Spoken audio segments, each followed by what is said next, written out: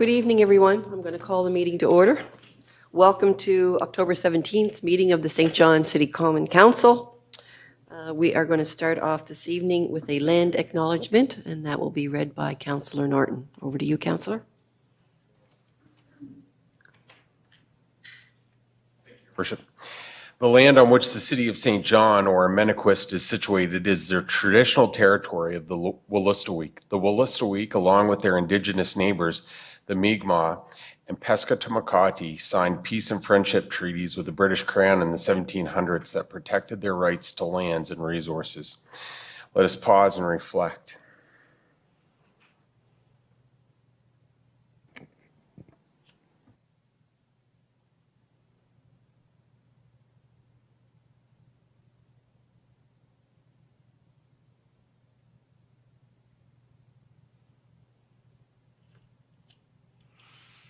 Okay, I will ask everyone to stand for the national anthem. And we have a very special guest this evening. And Kate, are you going to introduce her? Who's introducing Your Worship, Okay, I'm very pleased to introduce grade 2 student Eliza Robinson. Eliza, welcome. We're all very excited to have you here this evening. So you can just start whenever you're ready. Oh, Canada, our home and native land, true patriot love, and all of us command. With glowing hearts we see thee rise, our true north, strong and free. From far and wide, oh Canada, we stand on guard for thee. God keep our land glorious and free. Oh Canada, we stand on guard for thee. Oh, Canada, we stand on guard for thee.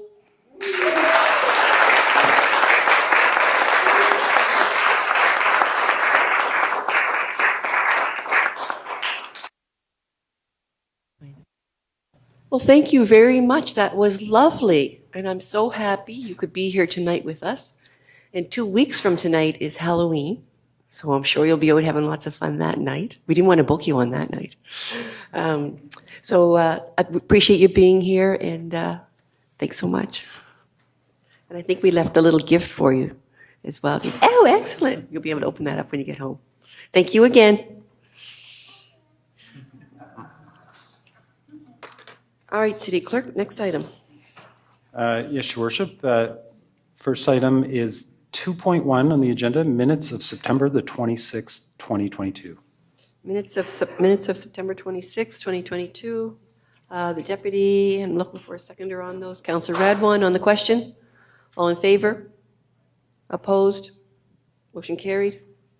Next item, City Clerk. Next is item 2.2, minutes of October the 3rd. Councillor Stewart and the deputy on the question. All in favor?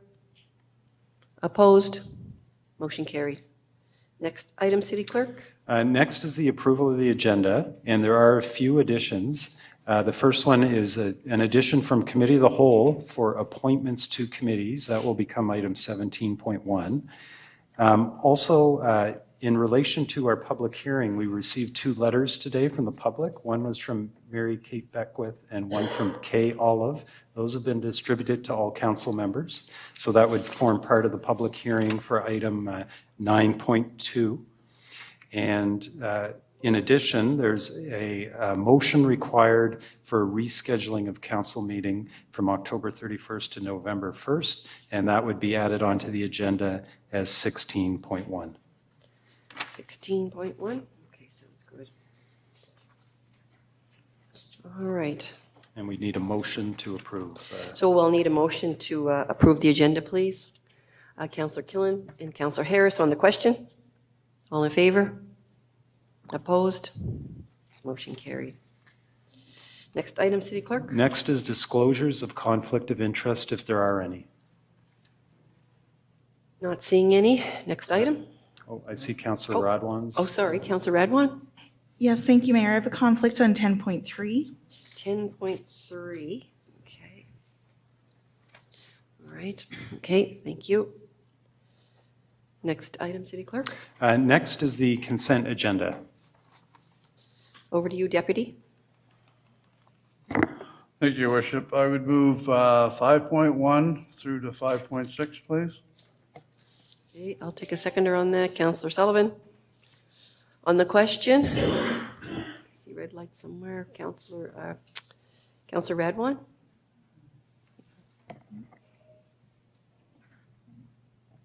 I just wanted to vote. Sorry, I thought.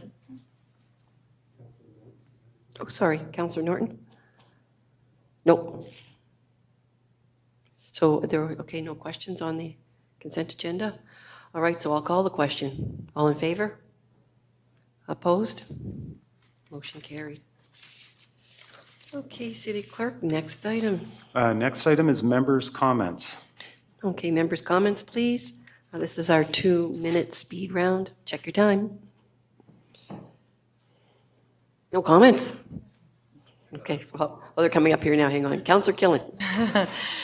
Wow, that was interesting. Thank you, Your Worship. So it was pretty significant couple of weeks with regards to the housing file. It all kicked off with a great meeting that Growth Committee hosted at One Change, where we had Waterloo Village Neighborhood Association, Human Development Council, Carleton Community Center, One Change, Pulse, Teen Resource Center, Boys and Girls Club, YMCA, Crescent Valley Resource Center. We were all there together discussing with those on the front lines who work with clients every day, what is it that we need to see in St. John? What is it that the city can do to help facilitate some of the issues that are happening in and around homelessness and poverty? So it was a fantastic conversation with them. We are privileged enough, the mayor and I, to be invited to, with MP Wayne Long and the province and a number of other stakeholders, some very similar to the ones that were in our growth session. Again, looking at what are we doing with housing? How are we being good neighbors? How are we making sure that our nonprofits are empowered to do the good work that they're doing? How can we help private development excel? We are in a housing crisis, and it was very evident with the frequency of these meetings.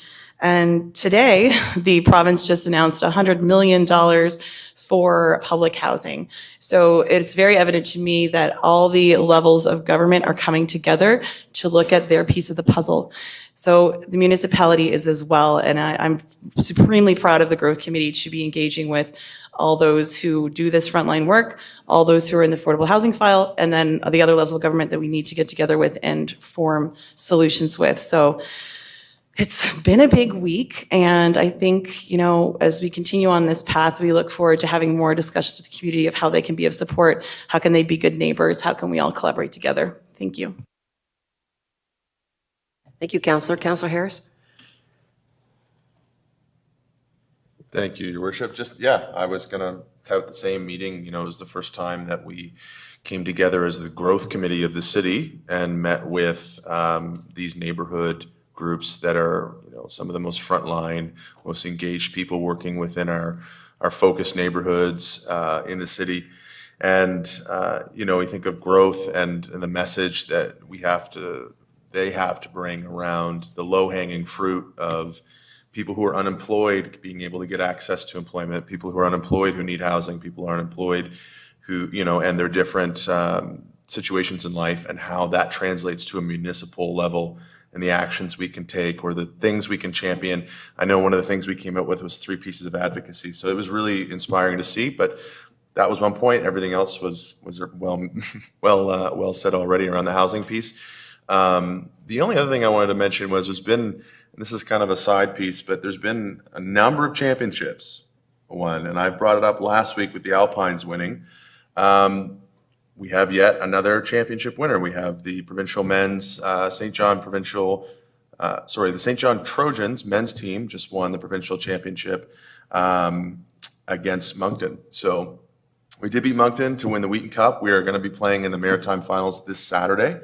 And I'm going to be bummed that I can't lace up with the boys and go play, but I hope everybody would check out the Trojans website, come out and cheer the home team on, because this would be the 7th championship we've won in a kind of a major sporting competition here in St. John. And if we win the Maritime one, it would be even a bigger piece. So anyway, exciting stuff. Thank you. Love that kind of news, Councillor Harris. It's fantastic. Councillor Redwan. Thank you, Mayor. So I just wanted to mention there's a group that's not new, but they're fairly new. They call themselves Street Teams at St. John. And so they're actually providing meals in Waterloo Village every Saturday night. Joanne McCullough and her husband are doing this. And if anybody wants to donate food or items to that team, they can contact them at streetteamsj@gmail.com. I was so happy to be a part of the auction that they had Saturday night for the Compassionate Grief Center. They went in and they wanted to reach $5,000. And when I was just very nicely reminded of how generous St. Johners are when 3 pizzas went for over $1,000. So they ended up raising over $11,000, and this is for their new cancer program with people that would be dealing with any sort of grief and hardship for anybody who has cancer. It was a great event. I also got to go to the Chamber of Commerce's networking event. So for anybody who doesn't know, every third Thursday of the month, they'll be having different networking events, and they move around to different businesses. This is actually a free event, and so I highly recommend, especially if you have a new business, you don't have to be a member to attend. This is a great way to get your name out there and to meet some other entrepreneurs. And speaking of the Chamber, they're going to be having their Outstanding Business Awards this Tuesday from 4 to 6. And the other thing that's coming up that I thought was really exciting that I'll be going to Friday night will be the auction over at AJ's for the St. John Tool Library. And you can actually send an email off to Brent Harris if you'd like at brent.harris@sjtl.ca. The tickets are only $50 and it starts at 6:30. For anybody who doesn't know, they do some really great work at the Tool Library. I especially love watching to see their community builds. It's really made some big differences in our community. That's it, Mayor. Thank you. Thank you. Councillor Sullivan. Thanks, Your Worship. Piling on the City of Champions theme, congratulations to the Jeff Lacey Rink from Thistle St. Andrews Curling Club, who won the Provincial Curling Club Championships this past weekend. Great to see another St. John team being successful on the provincial stage. I love it when money comes to town, and certainly Minister Shepherd and her team brought the housing announcement today. All investment is good investment in St. John, and that big pile of dirt out in front of Market Square that is nice and flat and prepared for next year's construction season. Thank you to our MP Wayne Long for bringing $300,000 from ACOA to put into that. All of that money is money that the city doesn't have to spend, and we are all constituents of council, of the province, of the federal government. So I love it when they come and partner with us on things like this. So thanks to them. Speaking of all things money, I know lots of conversation with assessments coming out. What are we going to do? What are we not going to do? You can tune in on November 3rd is our next Finance Committee meeting. So look for our St. John streaming if you want to see the latest news on where your budget's going to be. Looking at Kevin, that is the introduction of our operational budget at that meeting. So it'll be a great show. Finally, believe it or not, there is more than just COVID. There's cold and flu season, and certainly at my place of work at a school where you've got a lot of kids who have been outside all summer are now inside together, and kids don't necessarily wash their hands or cough into their elbow pits all the time. So just your bi-weekly health reminder, wear your mask if you're comfortable. If you see somebody wearing a mask, be aware that they have a higher level of concern than perhaps you do. But wash your hands, knees into your elbow pits, be safe. Thanks. Thank you, Councillor Sullivan. I will also say thank you to MP Wayne Long for the $300,000. That is for your, Councillor Norton. Why don't you go ahead and then I'll finish up. Worship, No, that's fine. I wasn't going to take the anchor there, and then I turned my light off, and now it's back on. So, just a quick shout out, Small Business Week, Councillor Killen, Councillor Radwan, and the other Greg in the group right here as well. So, from AJ's Restaurant all the way over at Tasty Egypt, all the way into the city market, we've got some fabulous small business owners on council. So, you're kind of the majority in this space as it relates to council, and when you look at New Brunswick, they're the majority of the individuals that provide employment for New Brunswickers, with 26,000 small businesses in New Brunswick and over 60% of New Brunswickers employed by small businesses, which is over 200,000 people. I would say that they are certainly doing their lion's share, making sure that the province is more prosperous, and same thing with the city of St. John. So hats off to those folks. I did want to mention, if you are, this isn't just for Ward 1, but it is. Dominion Park public information session, October the 19th. It's coming up at the Milford Memorial Community Center, 2 to 4. And 6 to 8. And if you're interested in what's going to happen with Dominion Park Beach, with hopefully if supply chain issues and all those other COVID-related things come into line, we should start to see construction planned by the master plan December 2022, and then 2023. All the shovels in the ground, those sorts of things should be taking place. So come on out and check it out. And the last thing I wanted to mention is we have our deputy chief over there. It is Fire Prevention Week. So if you get a chance to check smoke detectors, talk to a firefighter, I think the theme this year is fire doesn't wait, get out, something along those lines. But we appreciate our first responders that are doing heavy lifting and hosting open houses. So thank you to those folks. Appreciate that. Thank you, Your Worship. Thank you, Councillor. I was just going to thank MP Wayne Long for the $300,000. That's your skating surface at the Fundy Quay. And then this morning, as everyone talked about, we had the $100 million over 3 years, going to be an investment by the province into public housing. That'll create about 400 units, and about 40 of those units will be in St. John. And they're going to also commit about another 2.2 to 2.5 million of refurbishing some of the units that they already have. So a big thank you to Minister Shepherd. And she's only been in that job a couple of days, and she's gotten this for us. So she's pretty amazing. So I just want to say thanks for the support of the province. I think we say that housing is a human right.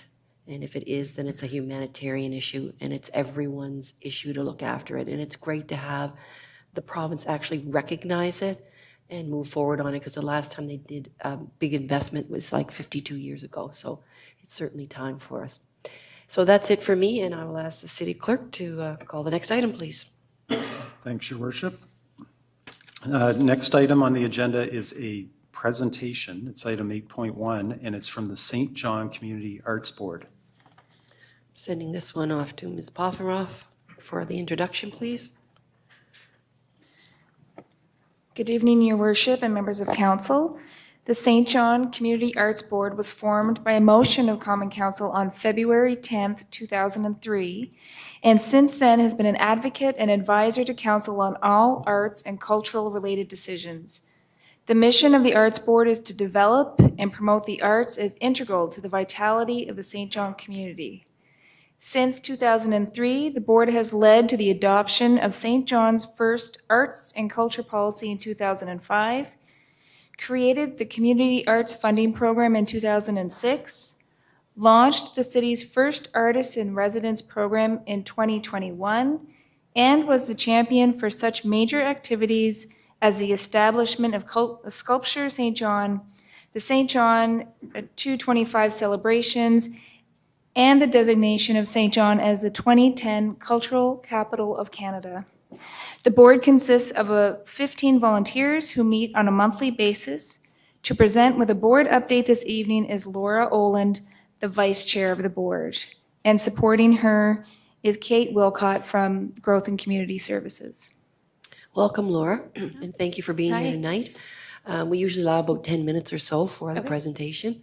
I love the St. John Community Arts Board. I find it's always reinventing itself, and you never know from one year to the next what will be happening. So it's a very innovative board, and I sat on that for 5 years in my last term, so it's a great board to be on as well. Oh, great. Thank you. All right, so yeah, Your Worship and members of council. So my name is Laura Oland, and I'm the vice chair of the St. John Community Arts Board. I've been a board member since February 2021, and I've been the vice chair since June 2021. I'm here this evening on behalf of the board to present an update on the activities and achievements of the St. John Arts Board over the past few years, as it's been a while since we've presented at council. So just a quick refresher on the purpose of the Arts Board. The St. John Community Arts Board develops and promotes the arts as integral to the vitality of the St. John community. St. John is a vibrant, creative center embracing excellence, originality, diversity, and artistic expression that inspires people to live here as their community of choice. The Arts Board currently consists of 14 members, and we have one recent vacancy. So the chair is Su Ping Shi. Myself, I am the vice chair. The second vice chair is Gina Ensir, as well as we have Councillors Keelan and Councillor Rodwin on our board. Other board members include Mostafa Abanil, Kara O, Dalius Da, Leah St. John, Andrea Cucci, Wenmei Lee, Chris McFarland, Darren McLeod, and Daniel Rito. And of course, we work very closely with St. John Arts and Culture Coordinator, Kate Wilcott. One thing that we're really proud of with the board is that we have a very diverse board. So ethnically, we're a very diverse group, which provides valuable connections to a variety of cultural groups across the city. Professionally, our board consists of artists, academics, business owners, as well as employees from Envision St. John, Uptown St. John, UMBSJ. And also we have a large variety in age, and many of our board members sit on various other arts and culture boards. Our boards meet regularly, altogether once a month, which currently is virtual, along with committee meetings when necessary. Our board has 5 different committees, and all members are required to be a part of at least one committee. The committees are celebrations, small grants, public art, governance, and policy. So here's a photo of some of our board members at the Art Warehouse. So I'll do a quick kind of recap of what's been going on within each committee. So the Celebration Committee plans our celebratory events. Over the last 2 years, the committee has embarked on a journey of creating new events, presently stepping away from the originals. The originals had been a formal award event for arts and culture organizations in the city. So we created Culturescape. So the inaugural event was planned to happen in 2021. Culturescape was planned to coordinate with Culture Days, a national event to recognize arts and cultures across the country. The concept was that all events were to be free for the public and to promote different arts organizations across the city. So during the first Culturescape, various organizations, we had 12 in total, volunteered to participate, which included the New Brunswick Museum, the Jewish Historical Museum, as well as numerous artists and galleries have held open houses. Unfortunately, that weekend, due to COVID cases that were increasing, there was a restriction that was placed at midnight that Friday, so the event had to be canceled. However, we moved everything forward to this year in 2022.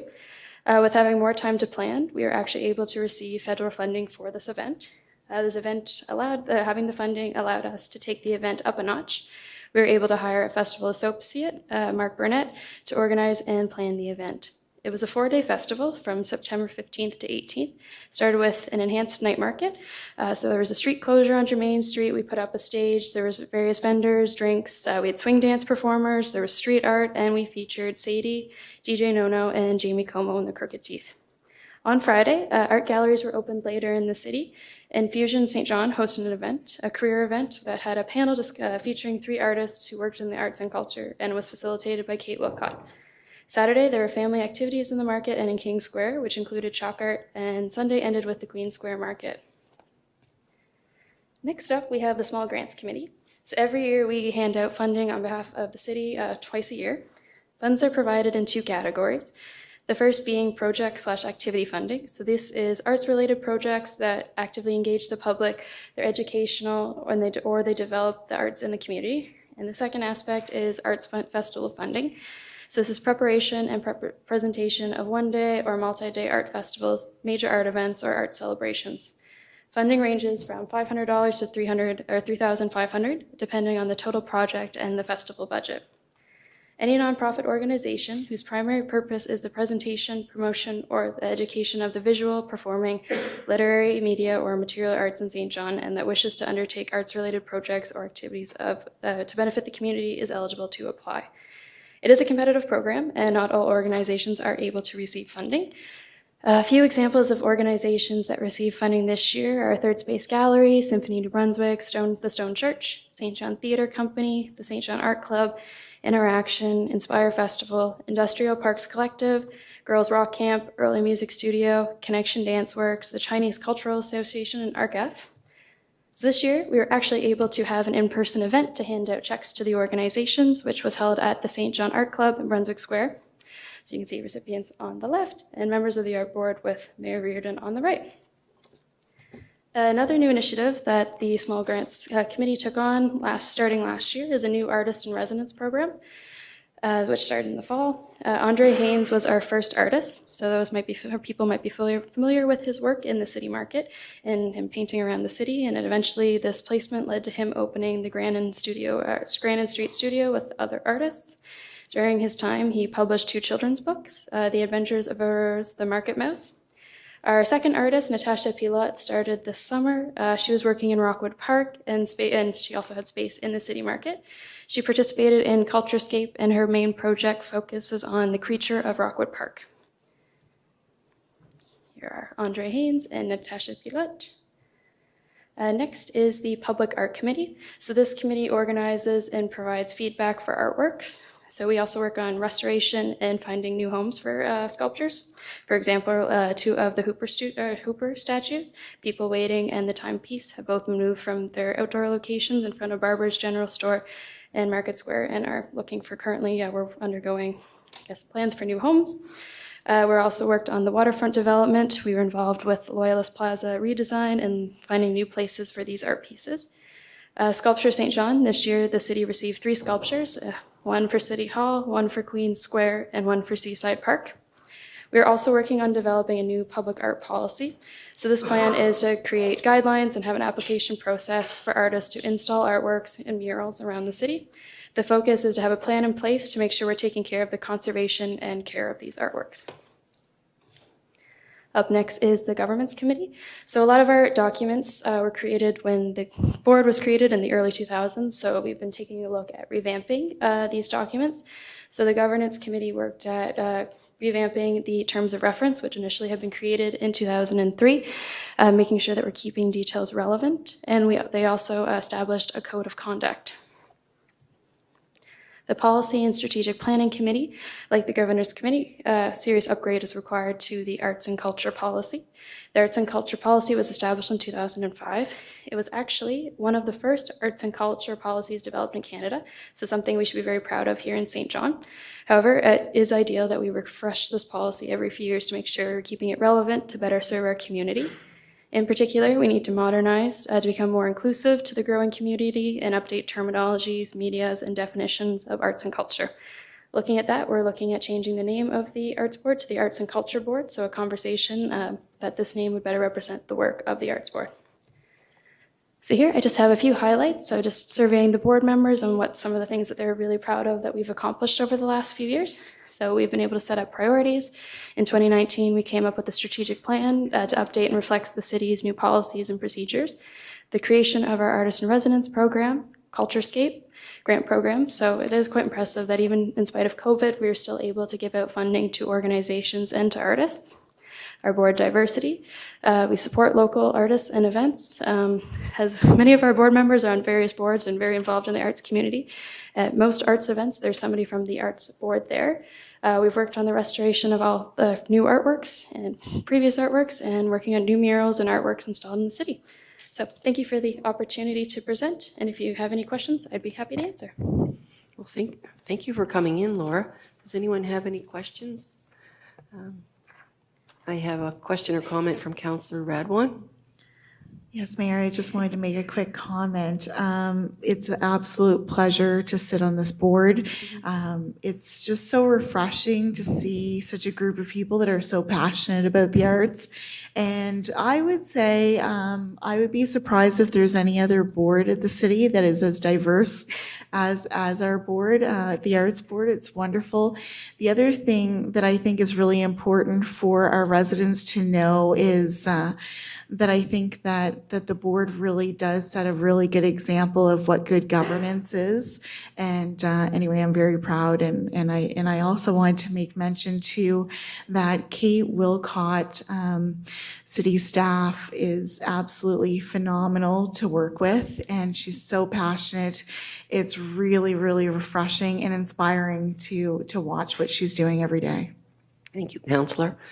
I mentioned I do like this board because it is innovative, and I found Culture Fest was really great, a little bit different, but it was really nice to attend. And I really like the artist in residence, because to have the residents in situ, and you have that opportunity to interact day after day, to watch the project evolve, whatever they're working on. And when Andre was the the artist in resident, he did quite the puppet for the market. And I see Natasha is working on something right now, and I've, every time I go up there, I try to sneak a peek of where that's going. So it's, that's another really great initiative, because it's so close to the public. The public has that real opportunity to engage. So anyways, appreciate you being here tonight. Thanks for everything you do, and thanks so much. Thank you. All right, next item, City Clerk. Your Worship, did we want a motion to receive and file the presentation? I'll take a motion to receive and file. Councillor Harris and the deputy. On the question? All in favor? Opposed? Motion carried. And the next item is actually the public hearing, Your Worship. The first item under public hearings is 9.1 on your agenda. And this item is for a proposed municipal plan and zoning bylaw amendment with a PAC recommendation and staff presentation at 1461 Manawaganish Road. Thank you.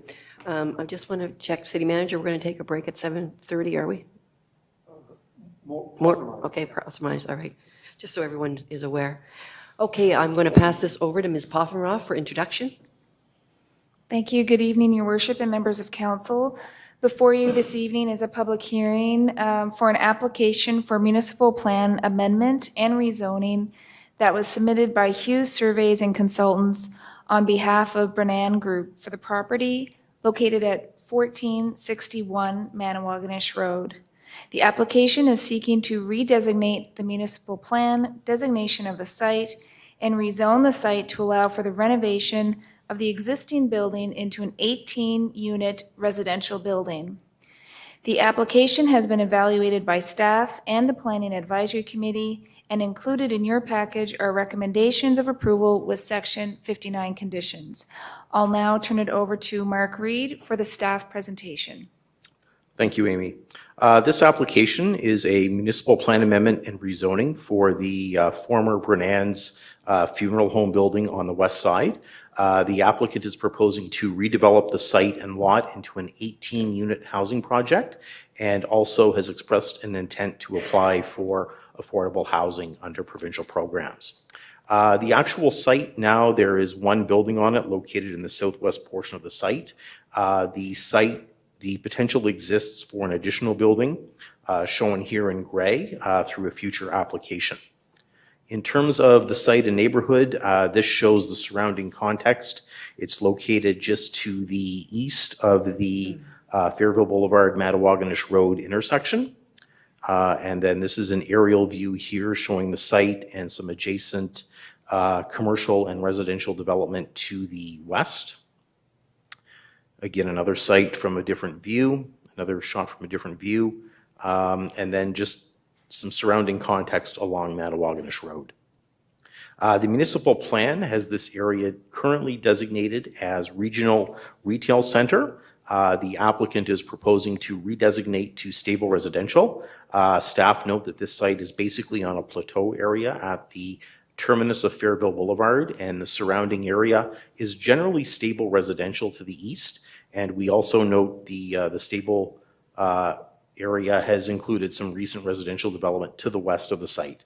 The site density really conforms well to more of a low to medium development density, and staff are of the opinion the proposal conforms to the policies of the municipal plan.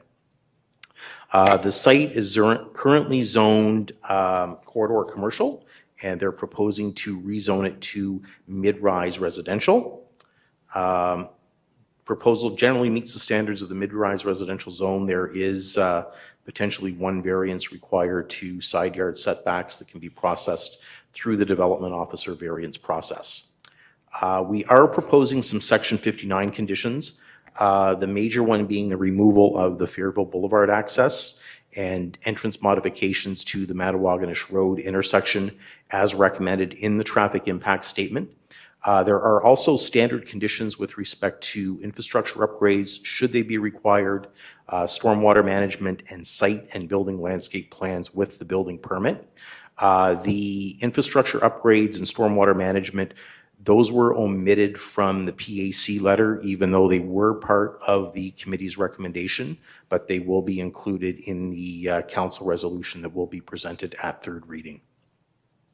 In terms of engagement, we follow the standard engagement, sending letters out to landowners within 100 meters of the subject site and posting notice of this evening's public hearing on the city's website.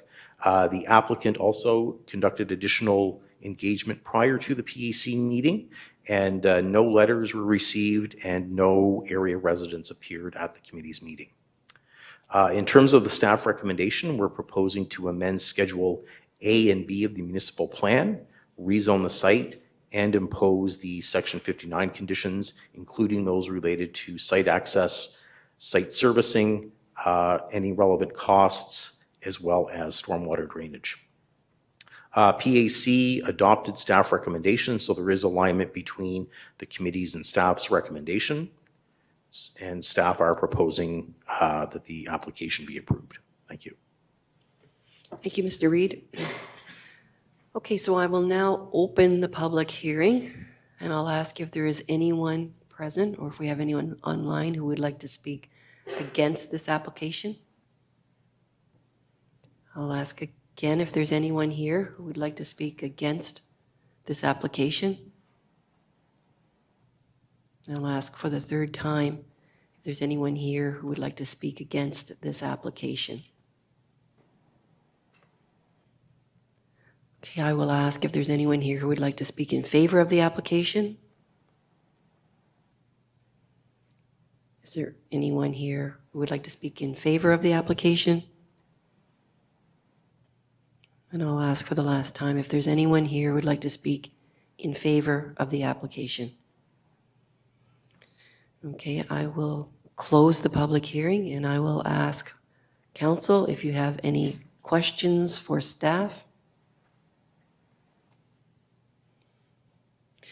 I'm not seeing any questions for staff. Then I would ask the city clerk, what motions do we need to move forward? Thank you, Your Worship. In this case, there is a municipal plan and zoning bylaw that requires amendments, so it's 4 motions. The first motion would be first reading by title for the municipal plan, then second reading by title. So I'll take Councillor Lowe and Councillor Sullivan on the question. All in favor? Opposed? Motion carried. A law to amend the municipal plan bylaw. And now for second reading by title. Second reading by title. The deputy and Councillor Harris on the question. All in favor? Opposed? Motion carried. A law to amend the municipal plan bylaw. And now first reading by title for the zoning bylaw. First reading by title. Councillor Sullivan, deputy on the question. All in favor? Opposed? Motion carried.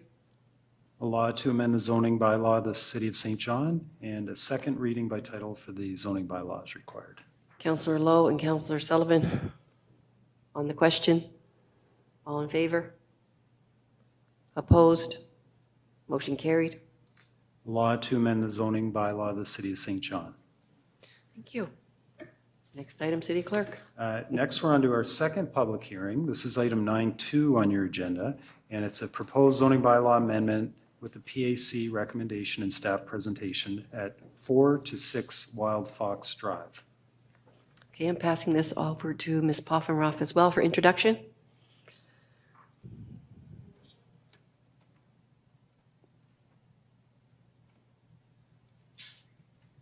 This evening's second public hearing is for a rezoning application that was submitted by Don Moore Surveys and Engineering on behalf of Mike Cunningham Excavation for the property located at 4 to 6 Wild Fox Drive. The application is seeking to rezone the site to allow for the construction of a 24-unit residential building. The application has been evaluated by staff and the Planning Advisory Committee, and included in your package are recommendations of approval with conditions. The committee adopted an amended recommendation with additional conditions relating to building facade design and pedestrian connectivity.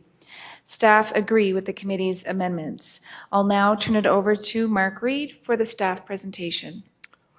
Thank you, Amy. This application is to rezone roughly a half-hectare site to provide for the construction of a 24-unit, 3-story building that will be accessed from Wild Fox Drive. It does require a rezoning from the current zoning of 1-unit residential and low-rise residential to mid-rise residential. As well, the subdivision of the site for the creation of the new lot involves money in lieu of LPP, and there are 2 development officer variances required that will be processed at the staff level. The site itself is basically at the west intersection of the Wild Fox Mattawagonish Road intersection. The applicant is proposing to construct a 24-unit building in the front portion of the site immediately adjacent to Mattawagonish Road, with parking and a landscaped buffer area to the rear of the site, and the landscaped buffering would provide a visual break between the existing dwellings along Wild Fox Drive, as shown here in the site plan. The applicant does also provide for future development, which would be the subject of future applications in the area to the south of the site. In terms of the proposed building, it would be similar to this building recently constructed on Heatherway in the city's east end, a 3-story building with balconies. This demonstrates the existing facade treatments and some of the exterior design and massing of the building. The site and neighborhood, it's a bit of a mixed neighborhood. To the south of the site is a residential area along Wild Fox, Day Drive, Amy Crescent, and Jennifer Drive. Areas to the north along Mattawagonish Road have a mix of commercial and industrial development. And then in the northwestern quadrant of the Mattawagonish Galt Road intersection, there is an area designated for future development just to the south of the Monte Cristo subdivision. This is a closer view of the site showing the adjacent building forms that are within the existing residential subdivision to the south. We have a mix of townhouses, semi-detached, and single-unit dwellings. Some views of the site. The site's largely undeveloped. This is a view from Mattawagonish Road. This is another shot showing the proposed driveway access from Wild Fox Drive and in relation to the existing dwellings to the south along Wild Fox Drive. This is another view here looking to the north towards Mattawagonish Road from the current terminus of Wild Fox Drive. The municipal plan has the site designated as stable residential. Policy LU 88 provides guidance for rezoning for new development in this area. It looks at the compatibility with adjacent land uses. Staff note that there is separation provided from the existing development, and the applicant is also proposing buffering that staff are recommending be implemented through a Section 59 condition. The site is also located along an arterial street, which has weekday transit service, making it an appropriate site for higher density development. We note that the development will provide additional density in what is considered to be a low-density suburban area. The proposed development is generally 45 units per hectare, and this favorably compares with the existing development, which is up to 35 units per hectare, and the range of anticipated development that we would expect in a low-density intensification area, which would range between 20 and 45 units per hectare. Staff note it is adjacent to an intensification area on the opposite side of the Galt Road, Mattawagonish Road intersection, and servicing capacity exists to accommodate the development. Staff are of the opinion the proposal conforms to the policies established in the city's municipal plan. The site currently, the western part of the site is zoned 1-unit residential, with the bulk of the site designated low-rise residential. A rezoning to mid-rise residential is required, and the site generally meets the standards of the zoning bylaw. There are 2 development officer variances required. One is for the setback from Wild Fox Drive. It's actually set back further than what is required by the bylaw, and the driveway separation from Mattawagonish Road. There are no traffic servicing or emergency management concerns identified through staff circulation, and staff also note the applicant has prepared a traffic impact study that identified no issues with the driveway separation.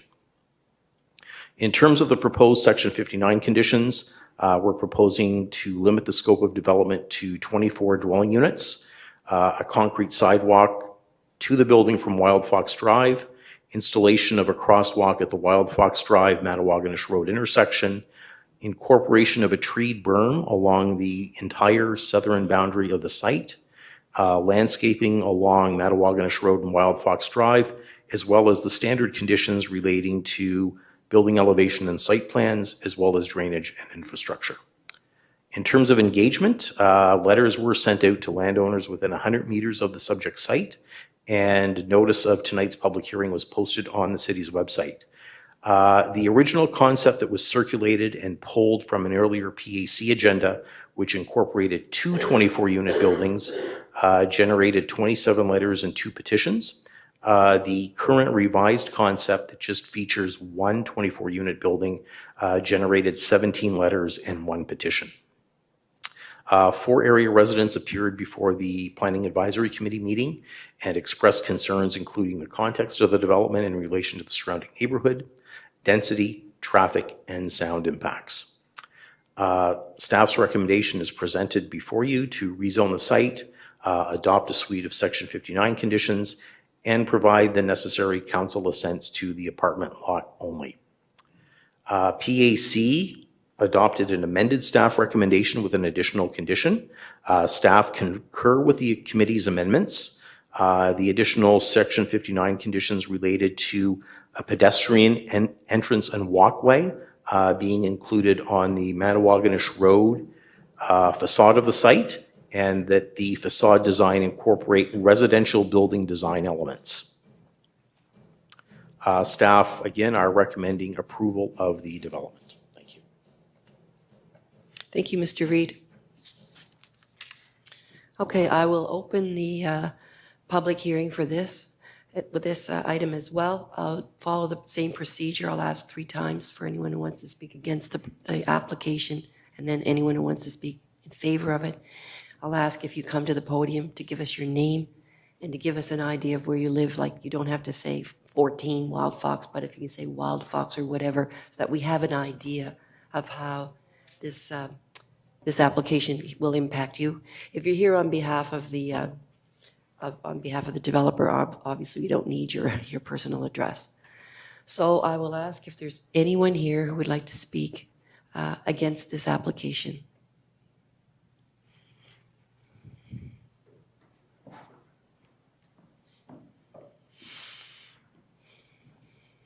Welcome. Your Worship and common councillors. My name is John Way, and I live on Jennifer Street. Jennifer. I stand before you guys today to rebuttal the proposed rezoning request and the zoning bylaw variances. I am countering on the grounds that the proposal does not conform to the municipal plan policies LU 87, LU 88, UD 9, and UD 10. As councillors of St. John, it is your duty to ensure that these policies are upheld, and I urge you today to base your decision on facts. The key driver of today's decision is that the site is identified as a stable residential and it is not identified as an intensification area. Therefore, the proposal must conform to the previously mentioned policies. Let's begin with LU 87 and LU 88A, which both state that the council shall ensure new developments, reinforce the community, and make a positive contribution to the neighborhood. As demonstrated by the showing at the PAC meeting on September 21st and the numerous letters and petitions by the neighborhood, the proposed rezoning has created a negative contribution to the neighborhood, not a positive one as required by the policies. In addition, the lack of green space is a major concern as a community, and it should also be a major concern for a council with the stated priority to reduce greenhouse gas emissions. This proposal will actually increase greenhouse gas emissions by 1,250 tons of CO2 per year, the equivalent to adding 250 cars to the roads. Moving on to LU 88B, which addresses compatibility with surrounding land uses. The proposed building height is 14 meters tall, which would be 5 meters higher than any building surrounding area. In addition to the disproportional height, let's consider the units of hectare mentioned. The surrounding land uses currently have a net density of 8 units per hectare. The proposed development has an actual density of 45.3 units per hectare. That is 5.5 times greater than the surrounding land uses. In regards to LU 88C, which state that all services and facilities can readily and adequately be provided. The nearest park is 1.1 kilometers away. It's not accessible via a continuous sidewalk, and it is located within an actual defined intensification area. Public transit services run Monday through Friday with no service on weekends. So I ask, is service 5 days a week considered adequate? Based on the city's daily service along defined corridors, adequate by your standards means transit service 7 days a week. This leads us to LU 88F, which states that the proposal does not detract from intensification areas. A school's capacity is not infinite. Increasing the density outside of an intensification area will increase the stress on the school system and negatively impact the municipal plan's intention to intensify that area. As per GNB in 2021, Island View School had the second highest pupil to educator ratio in the Anglophone South School District for elementary schools, and Barnhill had the third highest for middle schools. By drastically increasing the density outside of intensification area, it will detract from the intensification area by placing additional stress on already challenged school system. Also, policy LU 88F states that the proposal be on a property defined as a corridor on the city structure map, Schedule A. This map clearly indicates that the adjacent road is not identified as a corridor of any type, character, primary, nor commercial. In regards to policy UD 9, which states that the designs must follow general urban design principles, how can you objectively assess that this design will follow the stated principles without any architectural renderings or contextual drawings? Without these key details, you're left to trust the word of mouth. I urge you to reference actions today in your decision. The proposal has demonstrated a lack of due care as evidenced by the lack of attention to detail in the proponent's request. For example, first, the proponent has ignored PAC's clear recommendation to bring architectural drawings or contextual renderings. Furthermore, the sketches that they did provide indicate trees planted beneath power lines, on top of power transformers, inaccurate representation of the power line, and trees on the parking lot. Second, the proposal references a height of 14 meters as per the RM zoning laws. However, their sketch also shows a side yard of 4.4 meters. So as per the zoning bylaw, with a side yard of 4.4 meters, the maximum building height that they're allowed is 12.9 meters. which means the proposed building is 1.1 meters too high. And this proposal has not submitted a request for this variance. Lastly, the attached traffic study was conducted with a minimum corner clearance of 11 meters from the driveway to Manawaganish Road. The proposal is requesting a variance to reduce the distance of the driveway from 30 meters down to 6 meters, rendering the attached traffic study inaccurate and not applicable to the proposal. Policy UD10 states that council shall ensure that a new development in stable areas is designed to respect and reinforce the physical character and uses of the surrounding neighborhood. As per policy UD10D, the development shall have regard for height, scale, massing of nearby buildings. In conjunction with policy LU88B, as stated before, both the proposed building height and density are orders of magnitude greater than the nearby buildings. In regard to policy UD10E, which states a development must have regard for setbacks from the street, as mentioned, the proposal does not meet required setbacks from the street, as demonstrated by the variance to increase maximum front yard setback from 9 meters to 15.9 meters. As for UD10F, which addresses side and rear setbacks, the proposal does not meet the required side yard setback from electrical infrastructure as per WorkSafe NB and St. John Energy. The power line actually runs 2 meters inside the property line, placing the building 1.5 meters from the nearest electrical line. The safety requirement as per St. John Energy and WorkSafe NB is 3.6 meters away from this line. I empathize with council. I understand that you might be sitting here today asking yourselves, how do I turn the other way on a development that will increase the density within our community? To this question, I remind you that your decision today is not for or against development. Today's decision is to determine if the proposed development meets the municipal plan. Before making your decision, I urge you to ask yourselves the following questions. Does adding emissions equivalent to 250 cars to the road every year fit within council's green priority to reduce greenhouse gas emissions? Can you definitively say that this development has a positive impact on the neighborhood?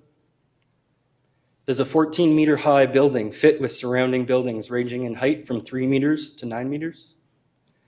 Is a building with a density 5.5 times greater than the neighborhood considered to be compatible? If you cannot definitively answer yes to each one of these questions, you cannot approve this proposal in accordance with your duties as a council member. We, the residents of Fundy View Estates, care deeply because we purchased homes with an understanding that our investment is in a low-density residential neighborhood, with an understanding that the municipal plan and the subdivision covenants that are in place will protect our investments. I will close with a reminder that the purpose of the municipal plan states the following. The municipal plan is about ensuring the people who live in the city want to stay for the enviable quality of life that the city provides. Thank you, Your Worship. Thank you. Can I just catch your last name, John? I'm sorry, I didn't catch it. John Way. Way? Okay, thanks so much. Okay. Does anyone have any questions for John? Okay, I will ask if there is anyone else who would like to speak against this application.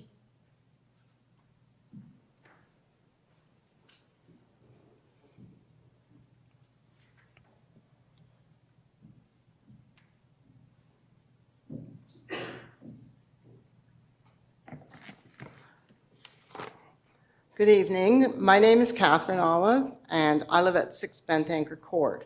And I just wanted to clarify something before I actually start. Did I hear the common clerk say this is the second public hearing?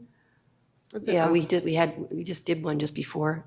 Oh, right for not the other. For our, not yeah, for this. for Okay, Manawaganish okay. Road. No. Thank you. Kathy, I'll just let you know, we usually allow about 10 minutes per person for their presentation. Okay. It's not that long. Okay, and I just wanted to preface what I have to say with two things. Wild Fox Drive, Julie Court, Bent Anchor Court, Day Drive, Amy Crescent, and Jennifer Crescent, all of these streets make up the subdivision called Fundy View Estates. And although Jennifer Street does not currently connect to Wild Fox Drive, the developer's drawing of service lots that have just been cleared shows Jennifer Street will connect to Wild Fox Drive, and that will give a second entrance into the subdivision.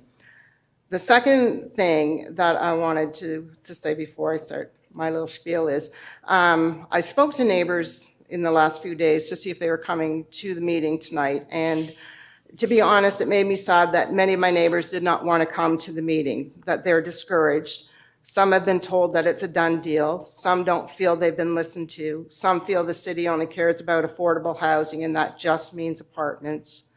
Some feel the city cares only about the tax revenue. Some feel the developers drive what goes up and where, and no one at City Hall will stand in the way and say, no, you can't do that there. It's not zoned for that. So this is my last kick at the can, because I've already written numerous letters, as have others in my neighborhood, outlining why we don't want a large apartment building at the top of the entrance to the subdivision, sitting in everyone's view. We've shared our concerns about this type of development and asked, why here? Why rezone? Develop the area? Yes. But why not build other types of homes instead of an apartment building? And I do hope that you all took the time to read our letters, because to us, they're very important. This is where we live. But at the end of the day, you are the people that make the decision about the fate of where we live. So it begs the question. Think about where you live, and then think of the reasons why do you live there. Do you live in an apartment, or do you own your own home? Do you live uptown because you want to be close to restaurants, bars, shops, and the vibe of uptown living? Do you live in a subdivision or an established neighborhood that is close to schools, fields, arenas, and other amenities? Do you live in a more rural area where there are more forests and fields, your neighbors are close, but you have your space, and you hear the sounds of nature at night instead of the sounds of traffic? Do you live close to where you grew up, near your family, near your friends, near where you work, in an area where your neighbors are all retired? How old are you? Do you live alone? Do you have a partner, dependent children, parents who live with you? Do you feel safe where you live? Do you live where you live because it's what you can afford now? Do you see yourself living in the same place in 10, 15, or 25 years? All of the above are pretty personal questions, but they form the decisions about why we live where we live. And as we get older and our responsibilities, priorities, and our incomes change, we may value different things and change the type of housing that we live in. What would it take for something to significantly change how you feel about where you live? For us, it's rezoning 4 to 6 Wild Fox Drive and putting an apartment building at the entrance to where we live. Residents of this subdivision chose to live here, each of us for our own reasons, and we love where we live. Develop, yes. An apartment building, no. Building this 3-story apartment building in this neighborhood is kind of like building a Costco warehouse next to the city market. It fills a need because people need to buy groceries and other things at an affordable price, and it generates large tax revenue for the city. But it would be grossly out of place and out of character with other buildings uptown. It would increase the density of the area, and it would create issues for other businesses in the neighborhood. And although it is development and fills a need, is it the best location for it? Rezoning the land and building this apartment building will not solve the issues of affordable housing and homelessness in St. John. And there is more to the cost of apartment living than just rent, particularly if that building is not close to amenities. For the majority of us, these are our forever homes, and the decision you, as elected councillors, make will affect us long after your terms are up. These are our forever homes. I ask you, please consider why you live where you do, and then try to imagine why we live where we do, and make the decision not to approve this rezoning application. Thank you. Thank you, Kathy. Does anyone have any questions for Kathy? Okay, thank you. I'll ask again if there is anyone here who would like to speak against the application.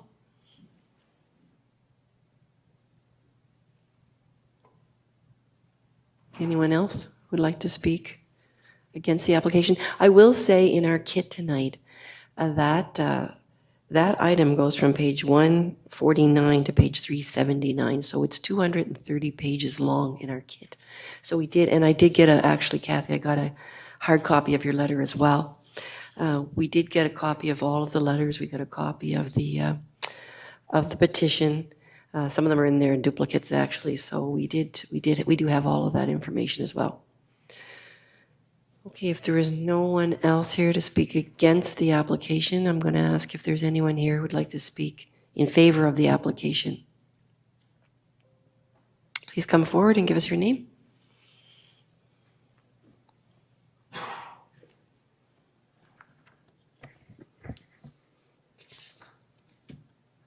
Good evening, Your Worship and members of council. My name is Peter McKenzie. I have an architecture firm here in the city called Como McKenzie Architecture. Thank you. Generally, we're just here to primarily answer the questions of council about this application. Just a few notes that I took during the prior presentations. You know, we had discussed this proposal at great length at the PAC meetings, and we came away knowing where we would steer the application from here on.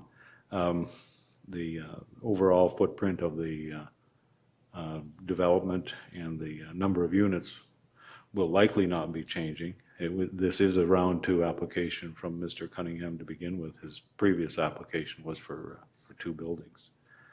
And so, generally speaking, we've heard what they've all had to say. We will be reacting to aspects of sort of context and architectural design in going forward. Okay, well, I will ask my team then if anyone has any questions for you. Anyone have any? Oh, I have a couple of questions popping up, actually. Councillor Radwan is first up for a question for you. Go ahead, Councillor. Thank you, Mayor. Yes, Mr. McKenzie, I was just wondering, first of all, if I know that if this application was approved, it is in section 59 that you would end up putting some buffering. And I'm wondering if that's the case, if you would end up, if the developer would end up doing it before they would start building. Is there any opportunity for that? There would likely be, at the very least, during the construction phase, we would have the usual sort of construction barriers that surround a site like this, both for containment of the construction activities and for basic reasons of safety and security. Mm-hmm. The berms, in terms of landscape buffering and landscape plantings, are generally put in as a last phase of a development just so that they don't get damaged, especially live plantings during the construction process. Okay. And so we would develop a landscape plan that would accompany our actual applications for development and permit. Okay. And the other question that I had, Mr. Way, when he just spoke here at the public hearing, he mentioned that the drawings that were done where the green space would actually end up being where power lines currently are, and so it wouldn't follow St. John Energy and WorkSafe New Brunswick guidelines. Can you speak to that? The site plan was primarily created by Don Moore Surveys, and Mr. Andrew Toole is here also to speak in favor tonight if the council so wishes. You know, obviously we take into consideration every single statute and safety provision and bylaw and national building codes provision when we embark on any of these design projects. So would you propose that you would have to change the design based on his information that he feels that he shared? Like, you know, are you going to be able to do exactly, or do you know if there's lines there? Like, do you have any idea? Has that already been looked at? I think Andrew, Mr. Toole may want to answer that one if begs the committee. We know that there's lines there. Most of them are underground, and planting trees on top of underground lines is pretty normal. Okay. But the exact location of every tree is not, like, we're going to develop a detailed landscaping plan, this is a concept. Does that make sense? Like, we're gonna plant a bunch of trees between our asphalt and their asphalt. Will they be 4 meters or 3.8 or 4.2? We don't know exactly, but we're gonna plant the trees. Does that answer your question? Yeah, sort of. I mean, I don't. And I know there was a reference to the building sitting in a power line. It actually doesn't. Like, we have looked at that much at least, and it does work. I mean, I know that he's not here speaking as an expert, but I did notice Mr. Way might have had an engineering ring on his finger. So, I mean, I always kind of, you know, I thought maybe he might have an idea about those things as well. So I thought I would ask. The only other thing that I'm really wondering, and I don't know if it's a question for staff, Mayor, but I'm wondering why this project has gone from 2 buildings now down to 1. Because we started with 2 buildings, and Mike Cunningham, who's the owner, is here with us. He went to a number of residents, heard nothing. So we thought everyone was in favor of it. We put the application in, and like the day before the PAC meeting, all those letters that you guys got showed up on our desk. And we're like, Mike, we missed something. Let's stop. We went back to the drawing board. We started talking to residents. We took away 1 whole building. Mm-hmm. And so we feel that it now fits the area. Okay, thank you. Thank you. Okay, Councilor Norton, you're up next. Thanks, Your Worship. One of the residents had a concern as it related to renderings, and that PAC did recommend, I guess, more precision in the renderings, other than, I understand you're at the concept phase, so you've given a concept picture as to what the development could look like. Why not come to the table with more detailed renderings to satisfy the curiosity of residents? So it's not, I guess it's not normal for us to do a really detailed rendering at this stage. We don't even know if this is going to go ahead or not. Between PAC and now, I know they asked for them. The building that you see the picture of is basically the exact same building. Like, those are the plans he plans to build. They are scale. And when I read what PAC said, I understand now that's what they're asking for, a rendering, but they don't say rendering, they say scale drawings. And we have scale drawings. Like, this is a scale site plan. If I give you an elevation view, I don't think it's any different than the picture. I think a picture is easier to look at. It's the exact same building. It's already built. So yeah, I mean, my role here is whether or not the development fits within the proposed site. But I guess after sitting before a number of public hearings, I mean, I don't know where Ms. Poffenroth could answer that. Like, it certainly would be more the norm and not uncommon for renderings at this stage to accompany proposals. I mean, that's. To be clear, everybody likes glossy pictures. I understand. To be clear, we heard the message loud and clear. There definitely will be next time. There wasn't time this time to generate a full rendering. Was staff able to tell you at that point, like, hey, gents, we'd encourage you to get, before we go to the next stage, we'd really encourage you to get more than scale drawings, a pretty detailed rendering of what this, was that advised to you by staff at that point? We didn't hear that, but we definitely will for next time. I know it's kind of late this time, but. All right. No, thank you, sir. Councillor, maybe too, you can save that question for when we are done, and you know, we can ask it of staff, I guess, maybe. Deputy, over to you. Thank you, Worship. The original plan was for 2 buildings, and you reduced it to 1 because you didn't know there was going to be that many people against it. And so when you read the letters, you listened to what they were saying, and you came up with another plan. Is that what you're saying? Yeah, like he went and knocked on, I guess you guys don't see the screen I see, but it shows the overview and it shows those townhouses that back onto us. He went and knocked on those doors, and those people had no concerns at that time. Like, he explained, I'm building a 24-unit building. I'm going to build it right up here. This is what it's going to look like, and there was no concerns. So we didn't expect this great big flurry of letters. And so then, obviously, we changed our plan as fast as we could. Okay. Well, I mean, the reason I ask you that is because, you know, sometimes I feel like, you know, like Kathy Olive says, you know, like people don't feel like they're being listened to. But then I was wondering the same thing as Councillor Radwan. Well, why did you downsize it? You must have downsized it because you were listening to what you're being told. We felt we were, but the message we're getting very loud and clear is if it's called an apartment, we don't want it. So Okay. that's the message we're hearing, but an apartment is what fits on this site. Okay. Like, there's no other economical way to develop this piece.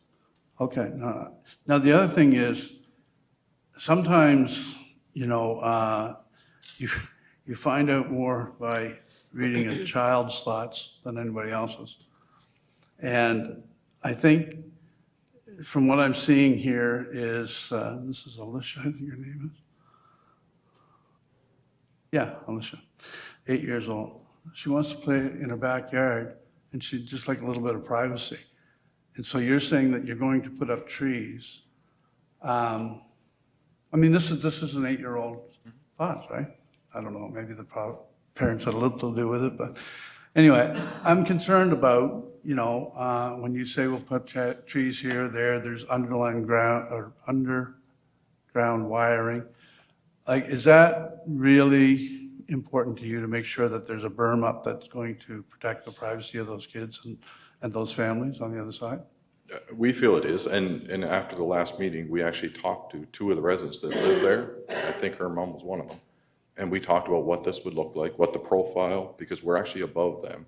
We would have a parking lot and a berm and then down into their yard and what the trees would look like along the top. And I feel like after that meeting, they were quite pleased, like the ones I spoke to. So, just a comment, if this was to pass first and second, to Councillor Norton's comments, which I thought were pretty straightforward, do you think that we could have this evidence in front of us before third reading? The actual drawings, where the berms are going to be, what kind of trees you're going to put in? Because some people say we'll plant trees, but it takes 50 years for them to grow, you know, that type of information? Yeah, if that's what you need, we'll find a way to make it happen. Like, there's no question, everybody's crazy busy, but if we need to make it happen, someone's project's gonna get pushed and this one will happen. Well, it's important for me.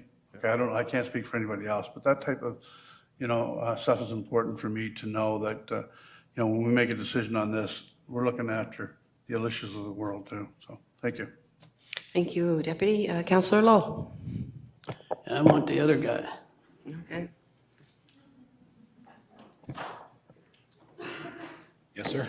Yes, Peter. So the parking lot's in back, correct? Yep. Apartment sits up here, Mhm. and behind it's a parking lot. Yep. And the drainage, storm drainage, the water. So will the back of the parking lot have a curb? Yeah. And- All of the parking is all contained in asphalt curb and gutter. Right, so where will the water run off from the pavement in the parking lot? Well, generally, the parking lots are designed to drain to the middle and then down a catch basin. I'm sorry, Peter, the glass blocked your answer. Sorry, the parking lots are designed to drain to the middle where the catch basins are and then into a stormwater Because system. when I was over there talking, a lady there, an older lady, and people next door, and you're sitting high, and I think they thought the water was just gonna come down onto their property. As you know, you're not allowed to do that. Yeah, we, you know, between Andrew and myself, we put a fair amount of time into stormwater management. It's covered by the city's bylaws and by provincial statutes as well, that stormwater is a really big concern these days because we get these deluge rains. Good. Okay, thank you. Thank you. Okay, I don't see any more questions there for you. Thank you. Oh, wait, now. Councillor Norton. Button today. Were timelines discussed? Like, I mean, for the overall development and yeah, construction? it seems to be, I guess, I hate to use the word in vogue, but it seems to be a popular concept when it comes to proposed developments, like timelines. I can understand from the residents' perspective, especially like you've got a looming development up here and with no clear timeline in sight from build out to completion. Just like, when's that going to happen? And I get, there's every time I turn around, even ordering a hamburger through a fast food drive-through, it's might take a while because of COVID delays, but I mean, I don't know where to go with timeline development, I think is important. Maybe Mr. Cunningham he can add clarity to that, but I know that there's been developments where this council, the reason why I'm asking the question is because, to be fair to Mr. Cunningham, I don't believe that, and fair to the residents, I don't believe that we're in a position to cherry pick which developments receive timelines or that line of questioning and which ones don't. So if we're gonna be fair to one, because it wasn't too long ago where we said to a developer, we need a timeline on this so that it just doesn't sit there for 2 years. And I don't want it sitting over the heads of these folks for a couple of years either. And they're like, I don't know when the dust storm's coming. Well, and that's a good point. And we've had discussions with your operatives within planning, as well as their opposite numbers in the communities out the valley, and as well as Grand Bay, that these good number of these projects get approvals. It becomes X number of units in the hopper that may or may not end up in this marketplace. Sure. And that acts as a deterrent to other developers, because they'll say, oh, okay, well, there's 200 units up the pipe. I'm not going to St. John. So you're right along the same lines, because I mean, Yeah. there's been some people have talked to me, they're like, At least from my firm's point of view, we've made a point of at least trying to work for the developers who do what they say and then go say what they do, or other way around. But the point is, when we were discussing other West Side projects, this came up, and they were very interested in knowing, when's it going to start? When is it going to, what's your proposed date for actual heads on pillows?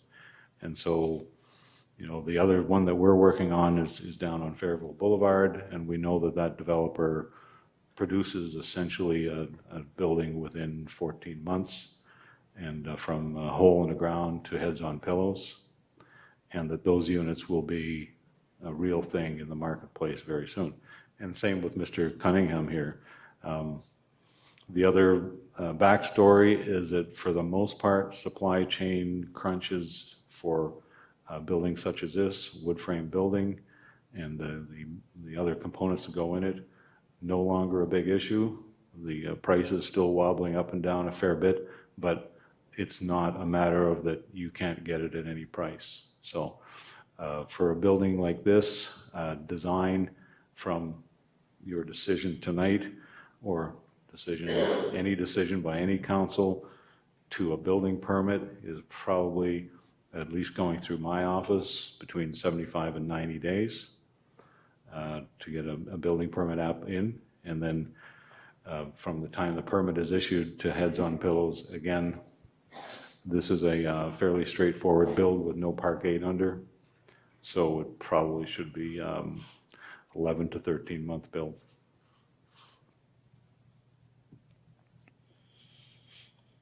thank you. Thank you. Councillor Harris, over to you. Your worship, I want to be procedurally on right here. My questions would be towards more Mr. Cunningham. I think his background is that permissive? I know you weren't up here to speak, but I expect that's yourself. Yeah, I'm Mike Cunningham. Okay. So my question would be just, what's your background in these type of developments? My background is, I kind of grew up in this type of work there. My father owned QM and Fairville Construction, so I kind of grew up doing development work. My father, Brian. And I've worked on different apartment building projects. I was one of the general contractors for the parking garage and site and civil works on Water Street for Mike Kavanaugh's building. I've worked on site work for other apartment buildings. So, I'm pretty, I'm definitely not a carpenter, but, I am definitely well-versed in underground infrastructure, foundation design, construction, et cetera. What about building and maintaining residential developments? Do you have any units currently that you would manage and maintain? Nope, this would be my first. Yeah. So your background, you said, was more civil earthwork stuff? Civil earthwork foundation and stuff like that. But I mean, I work for lots of different developers, so I've been around a lot of different residential construction and, I'm fairly familiar with practices.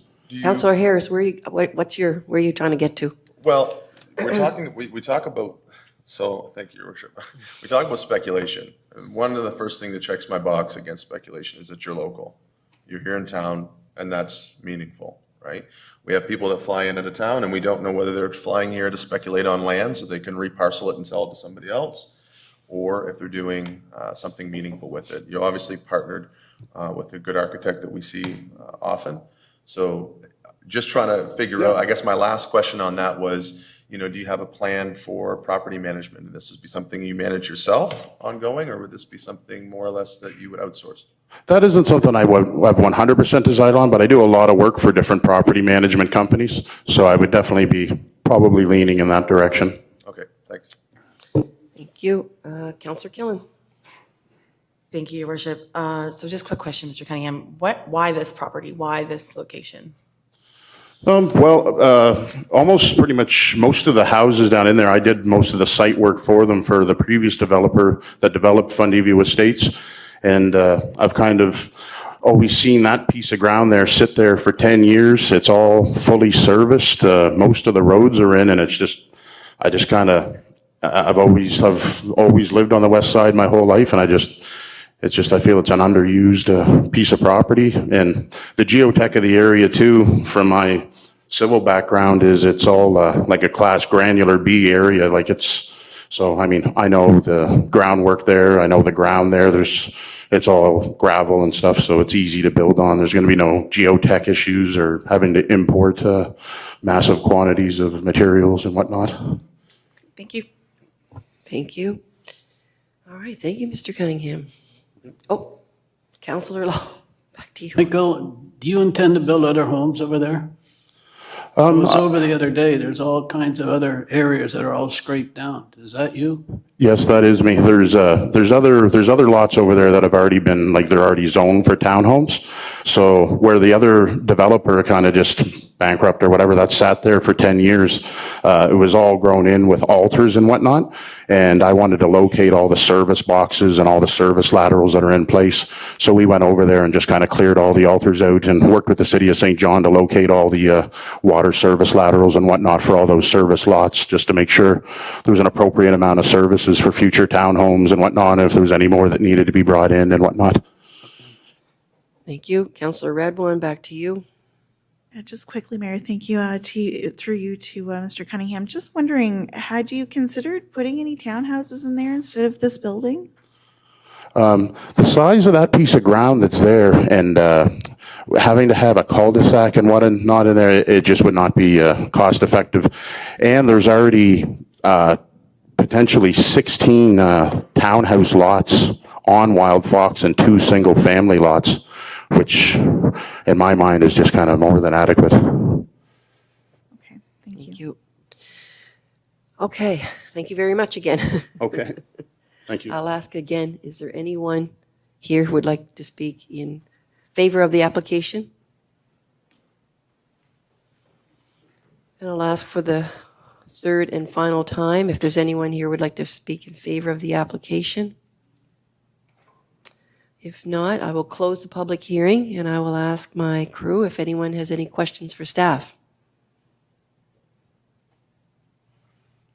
I think I see a green light. Deputy? I'd just like to ask staff if they're able to include for third reading the proper drawings, or not drawings, pictures of what's going to be there, along with the information on how that berm's going to work. So for privacy purposes, the types of trees and that sort of thing. Mr. Reed, is that over to you? I see Mr. Collin has his light on if he wants to speak on some procedural issues. If I may, if it were to be the will of council that third reading not occur until those renderings are produced, that could be dealt with as a secondary motion either prior to or after first and second reading. And then we would take that away and work on that between second reading and third reading. But it would really require a motion of council to make sure that it was the will of council to insist that those renderings be produced. Okay. I have a quick question for you, Mr. Reed. Is this is this lot in the primary development area? Yes, it is. It's in the, it's within the primary development area, so this area of the city is served by municipal services, and from a broader context, lands within the primary development area or PDA are areas where staff wants to see growth happen. Thank you. Councillor Radwan? Thank you, Mayor. I have a procedure policy kind of question. So along the same lines as Councillor Norton, I was thinking, like, is there, is staff setting any sort of like expectation or requirement for the developer to give any other renderings? And the reason, just so that you understand the way that I'm thinking, when I'm thinking about the municipal plan, it's really helpful sometimes when you're looking at larger developments to be able to see what like the elevations would look like compared to the neighborhood. So just wondering what your thoughts are on that. And then I'm also just wondering about a sunset clause too. Yes. Your Worship, if I may, it's really the same reply. I would suggest that after first and second reading, if it passes first and second reading, that there could be a motion put before council asking that prior to third reading, that appropriate renderings and additional detail be provided on site design. And if that motion were to pass by council, then that becomes our marching orders, and we will not return for third reading until that information is provided. On the sunset clause, I will simply remind council that we have committed to have a strategic planning session to discuss the utility of sunset clauses and their pros and cons. But certainly it could be, again, the will of council expressed that we work with the developer to attempt to come to a collegial agreement between the developer and the city on an appropriate length of time for this development. And again, if it was a motion of council, then we would not come back for third reading until we had those discussions and address the issue.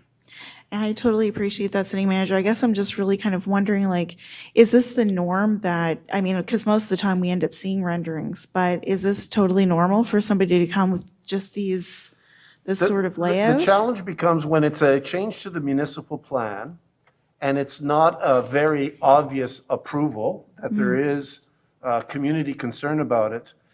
For a developer to produce detailed renderings, et cetera, is a cost that in fact may be a wasted cost. So this is not the first time we've come in for a municipal plan amendment without detailed renderings, simply because of the costs associated with it. Now, if council were to approve first and second reading, then there is an indication that you're supportive of this project, and then I would humbly suggest that asking the developer to spend some money is appropriate at that point in time. Sure. No, I totally appreciate. Thank you for the clarification. Thank you, City Manager. Okay, team. So, City Clerk, Councillor Harris. Just one point, not a question for staff, Your Worship, but just an overall point. I think, just for clarity's sake, we're talking about these developments, and we've had many contentious ones in here. Number of things were said that I just feel like are worth making comment on. Like, we have been a council that has been split a number of times on developments, and we have voted against some people here have voted against developments, other people voted in favor of it. But there was a couple of comments that have brought up around, Mr. Way, you brought up greenhouse gas emissions. Well, being somebody who's looked at this issue a lot, for me, it's how do we not build density in this day and era when we know that low density brings in 50 to 60% more greenhouse gas emissions than a 3-story, 4-story plus, right? Most of it's attached to transportation. I know you want an issue. You want a chance to respond. I would love to have a discussion with you on that because you seem like you're versed in it. But from the research I've done, this is just one of these issues that we know building good cities means building bigger density.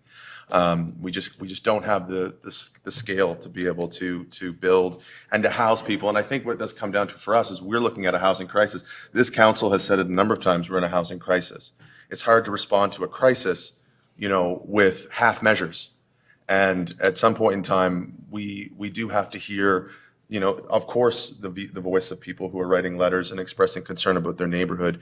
But then how many letters are we seeing and how many stories are we hearing from people who are just heartbroken, lost, nowhere to go? We just heard, I was just listening to Councillor Killen talk about a dad and their son getting ripped apart because of unhoused situations in a school. So it's a hard issue to talk about. It's obviously be nice if we weren't in this situation, if we had the right density in the places that everybody was okay with it. But anyway, I just feel like it's important. You ask for some reasons to be given as to why these types of developments. I think this council has we've had a lot of conversations around this table as to the merit of these types of developments, but they haven't always been easy. So, anyway. Thank you, Councillor.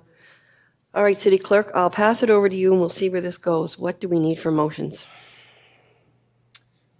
Thank you, Your Worship. So in this case, it's just two motions, first reading and second reading by title. If council First reading wishes by to title. proceed. Do I have a mover? Councillor Harris, seconder. Councillor Lowe. On the question, all in favor? Opposed? Councillor Stewart opposed. Motion carried. Next A motion. law to amend the zoning bylaw of the City of St. John. And now a second motion for second reading by title. Second motion for a second reading by title. Councillor Killen and the deputy. On the question, all in favor? Opposed? Councillor Stewart? Motion carried. A law to amend the zoning bylaw of the City of St. John. Thank you. Okay, so we'll see what happens at third reading. And we're going to need a motion now for whatever the city manager said. Yeah, Your Worship, for simplicity, because we're not a big fan of motion on the flies, may I suggest, Deputy Mayor, the following motion to see if it captures your need? That staff delay third reading on this agenda item until more detail can be provided through the form of renderings and landscaping on this development. Deputy, you good with that? Oh, Deputy, would you consider timelines in there to be articulated as well? Second motion. we'll do As a, a we'll do a, second we'll do a motion, second motion. Well, we can do that, or it could be added to CM within the framework that we've already written. Would you prefer a second motion? I think so, since they're two very different issues, Councilor. All right. Councillor Lowe, over to, you're the deputy, so you're moving it, correct? And Councillor Lowe, go ahead. That's correct. You can second it. Yeah, like on what the city manager wants to do. If they don't come back with proper drawings and the third time, then we turn it down. So the onus should be on them. I don't think we have to make a motion because we have a right in third reading to say no. They know that we want to see proper drawings. And I don't know why we have to make a motion. If they come back without proper drawings and X number of people, well, there's 9, and Hickey won't be able to vote on it. If 5 people say no, then it don't get past the third level. I don't think we need a motion because we passed one the same way the last council meeting, Loch Lomond Road. It was the same complaint we had, that the drawings weren't there, but we passed it. So it's up to this council to say yes or no in the third level. I don't know why you need a motion. Councillor Norton, did you second that? Just by the way. I did. I understand Councillor's, pragmatically, Councillor Lowe is absolutely right. No issues with this comment at all. For me, what it does is it provides a service and it provides assurance to the residents that are here that before third vote will be considered, this council has a resolution that we want to see something in print, that it's been captured. So I get, practically speaking, that's the small business, that's the big business, small business mind coming out on this. I see it as this body saying, look, folks, before we get to third reading, we want it in front of us. Yes, okay. And I think that like third reading usually follows first and second relatively quickly, but this will obviously extend out that timeline. All right, so I'll call the question. All in favor? Aye. Opposed? 2 opposed. Councillor Lowe and Councillor Sullivan, or Councillor Stewart, sorry. Then Your Worship, I would just propose the second motion to that is, if on the fly, I hate doing this too, I spoke, that that timeline's come prior to the reading of third reading, that this council has those timelines in hand. May I put words in your mouth, Councillor? Put as many as you would like. That prior to third reading, staff work with the developer to define the timelines for this project. Thank you Okay, for Councillor finessing. Norton, you're good for that? You're moving that? Yes. Okay, I need a seconder on it. Councillor Sullivan, on the question. All in favor? Opposed? Councillor Stewart, motion carried. Thank you. Okay, I'm going to call a recess. Do I need a motion for that? Where's the clerk? Can I get a motion for a recess? Councillor Stewart and the deputy on the question. All in favor? Opposed? Motion carried. See you in 5. And for the audience, those who are coming back, we normally take a 20-minute recess when we recess, so it'll be approximately that time frame. 15.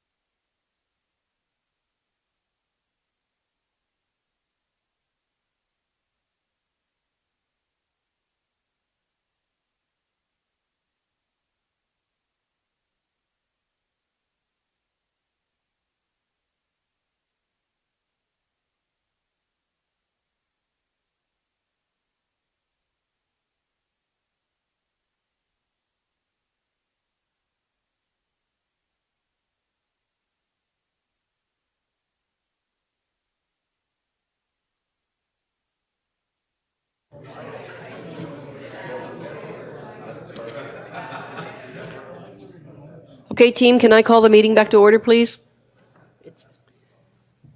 It's 8 o'clock on the dot. All right. Are we all here?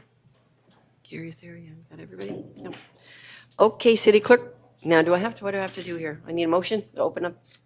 No, Your Worship, you called the meeting back Okay, to order. perfect. So we're now in session. We're in session, excellent.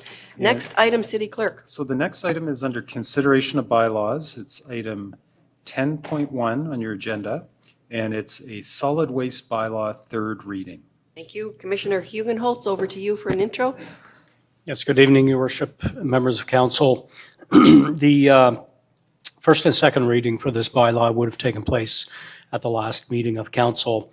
And at that time, I explained that the adjustments made this evening are necessary to reflect the new solid waste collection model. So they'll reflect things like the requirement to put the waste into carts. It'll reflect the need for bag tags for additional waste. So that's what you have here before you. So with that, I'll turn it back to the city clerk. Thank you.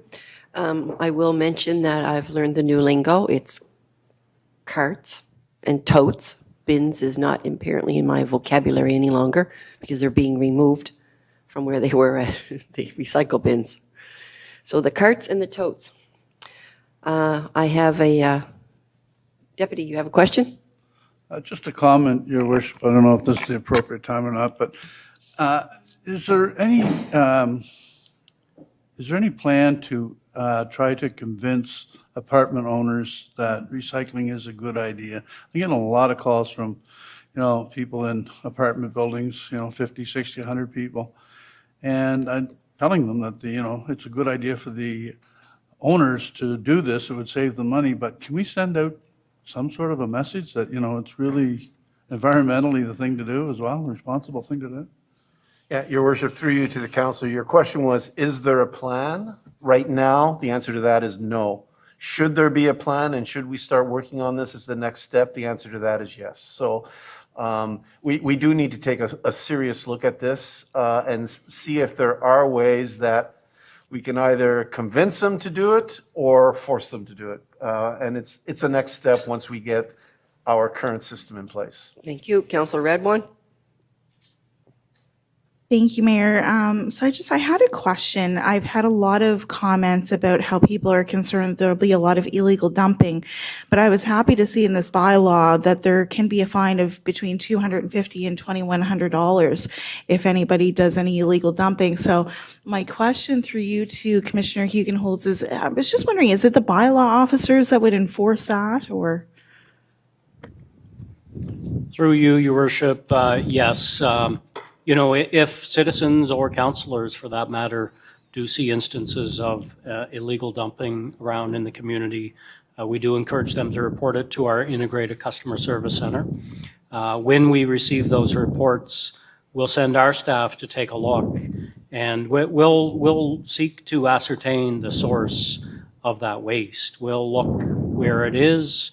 We'll open bags. If we can find address information for any resident, we're going to go after them for that.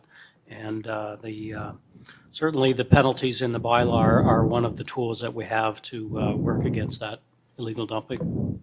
That's wonderful. I mean, we have a responsibility to keep our city clean. I really appreciated seeing that, and I know that they can report it online too. If they weren't reaching out in the daytime, they can do it right on the website. So thank you, Mayor. Thank you, Councillor. Councillor Ogden, over to you. Yeah, further to what Councillor McKenzie's saying, I live in an area where there are a lot of apartments. And, when we went to this thing the other day, the Human Development Council pointed out that I think we have the highest percentage of apartment living in the province, and places like Quispamsis and Riverview are the opposite. But, we can't do it all at once. But where I've had problem, and I've had to clean them up personally, is when people from away purchase a property and then we have management companies take them over, I have called the management companies and they tell me, this is not our responsibility. We do not own the building. And they're purchasing a lot, people from away, and then the management are coming in. And I keep hearing this is not our responsibility. And yes, it's the person's responsibility who lives in the apartment, but once it happens, then who's responsible? And I don't think our bylaws are tough enough, because if we're just going after the owner of the building, the owner might not even know that there's garbage there or the building's not painted. And so, I know that, I've talked to Mr. Poffmanoff and everything about a number of buildings in the North End that are really, really tough, because they keep falling back on this, well, we don't really own the building. But I think there's got to be a local responsibility of a management company to take care of painting and cleaning. When the new things came out the other day, there's one house on my street that I've cleaned the property 3 times because it's all over the street. And so I wish that when we do rewrite these laws, that we look at management companies, not just the owners. Thank you, Councillor. Good point. I suspect the owners also probably say it's the management company's responsibility and vice versa. So yes, we'll get that sorted out. Okay. So City Clerk, what do we need for motions? Thank you, Your Worship. So in this case, we require 2 motions, one to approve this third reading by summary, and 1 motion to approve third reading by title. Okay, motion to approve third reading by summary. Councillor Stewart and Councillor Sullivan on the question. All in favor? Opposed? Motion carried. This bylaw is entitled, "A Bylaw for the Storage, Collection, and Disposal of Solid Waste in the City of St. John." Additions and edits to the solid waste bylaw provide clarity on the responsibilities of residents with respect to sorting solid waste into refuge, compost, and recyclable material streams, as well as permissible container specifications and the placement of those containers for collection to be compatible with trucks equipped with helping hand equipment. Other proposed changes to the bylaw include updated language with respect to Local Government Act, new and updated definitions for enhanced clarity throughout, specifications for permissible solid waste containers, established collection limits for garbage, addition of the bag tag program for urban and excess refuge collection, administrative penalties for violations of the bylaw, creation of a new section of consolidation, a new section consolidating the responsibilities of commercial properties, clearly defined schedules for the collection of refuge, compost, and recyclable materials, addition of special waste collection programs related to spring cleaning and post-Christmas excess refuge exempt from bag tags, updated and additional schedules detailing the accepted and not accepted examples of materials for disposal via the 3 streams: garbage, compost, recycling, organic materials, construction and demolition debris, household hazardous waste, electronic waste, and recyclable material. And now, Your Worship, 1 more motion for approval by title. Third reading by title. Councillor Killen and Councillor Harris on the question. All in favor? Opposed? Motion carried.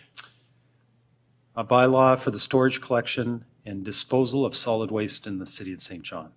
Thank you, City Clerk. Next item. Next is item 10.2 on the agenda, and this is traffic bylaw amendment, third reading. Thank you. Over to you, Commissioner Hugenholtz. Again, Your Worship, the bylaw amendment before you here this evening is an amendment to our traffic bylaw. This arose out of a report to our Public Safety Committee, and arising from an analysis that was undertaken, the recommendation was to change the speed limit for 14 local streets from 50 kilometers an hour to 40 kilometers an hour. First and second reading, as well as the report, were considered at Council's last meeting on October 3rd. And this evening, it is before you again for the third reading. Thank you. Okay, do we have any questions for the Commissioner? City Clerk, what do we need for motions? This item requires 2 motions, a third reading in its entirety and third reading by title. Okay, so I will take a motion for a third reading in entirety. Deputy and Councillor Radwan on the question. All in favor? Opposed? Motion carried. A bylaw to amend a bylaw respecting the traffic on streets in the city of St. John, bylaw number MV 10.1 and amendments thereto.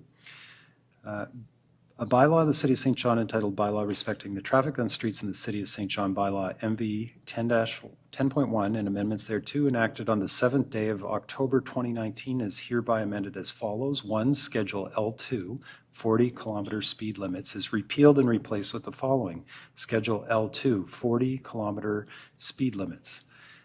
Street, Adelaide Street, limits Harrington Street to Metcalfe Street. Street, Anglin Drive, limit entire length.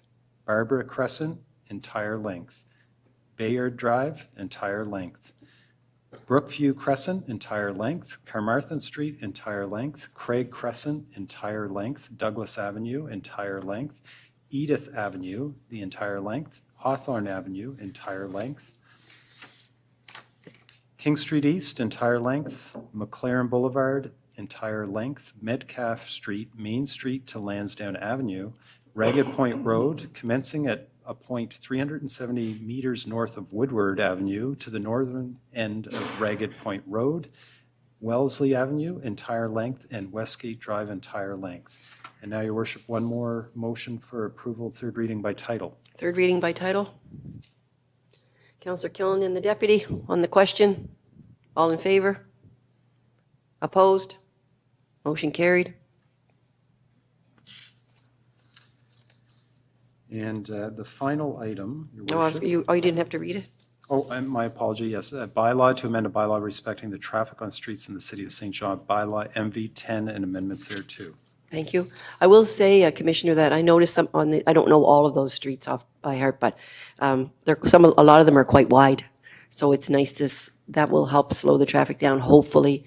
And the road diets that we look forward to in the future will also probably help with the same thing. Thank you for your work on this. City Clerk, next item.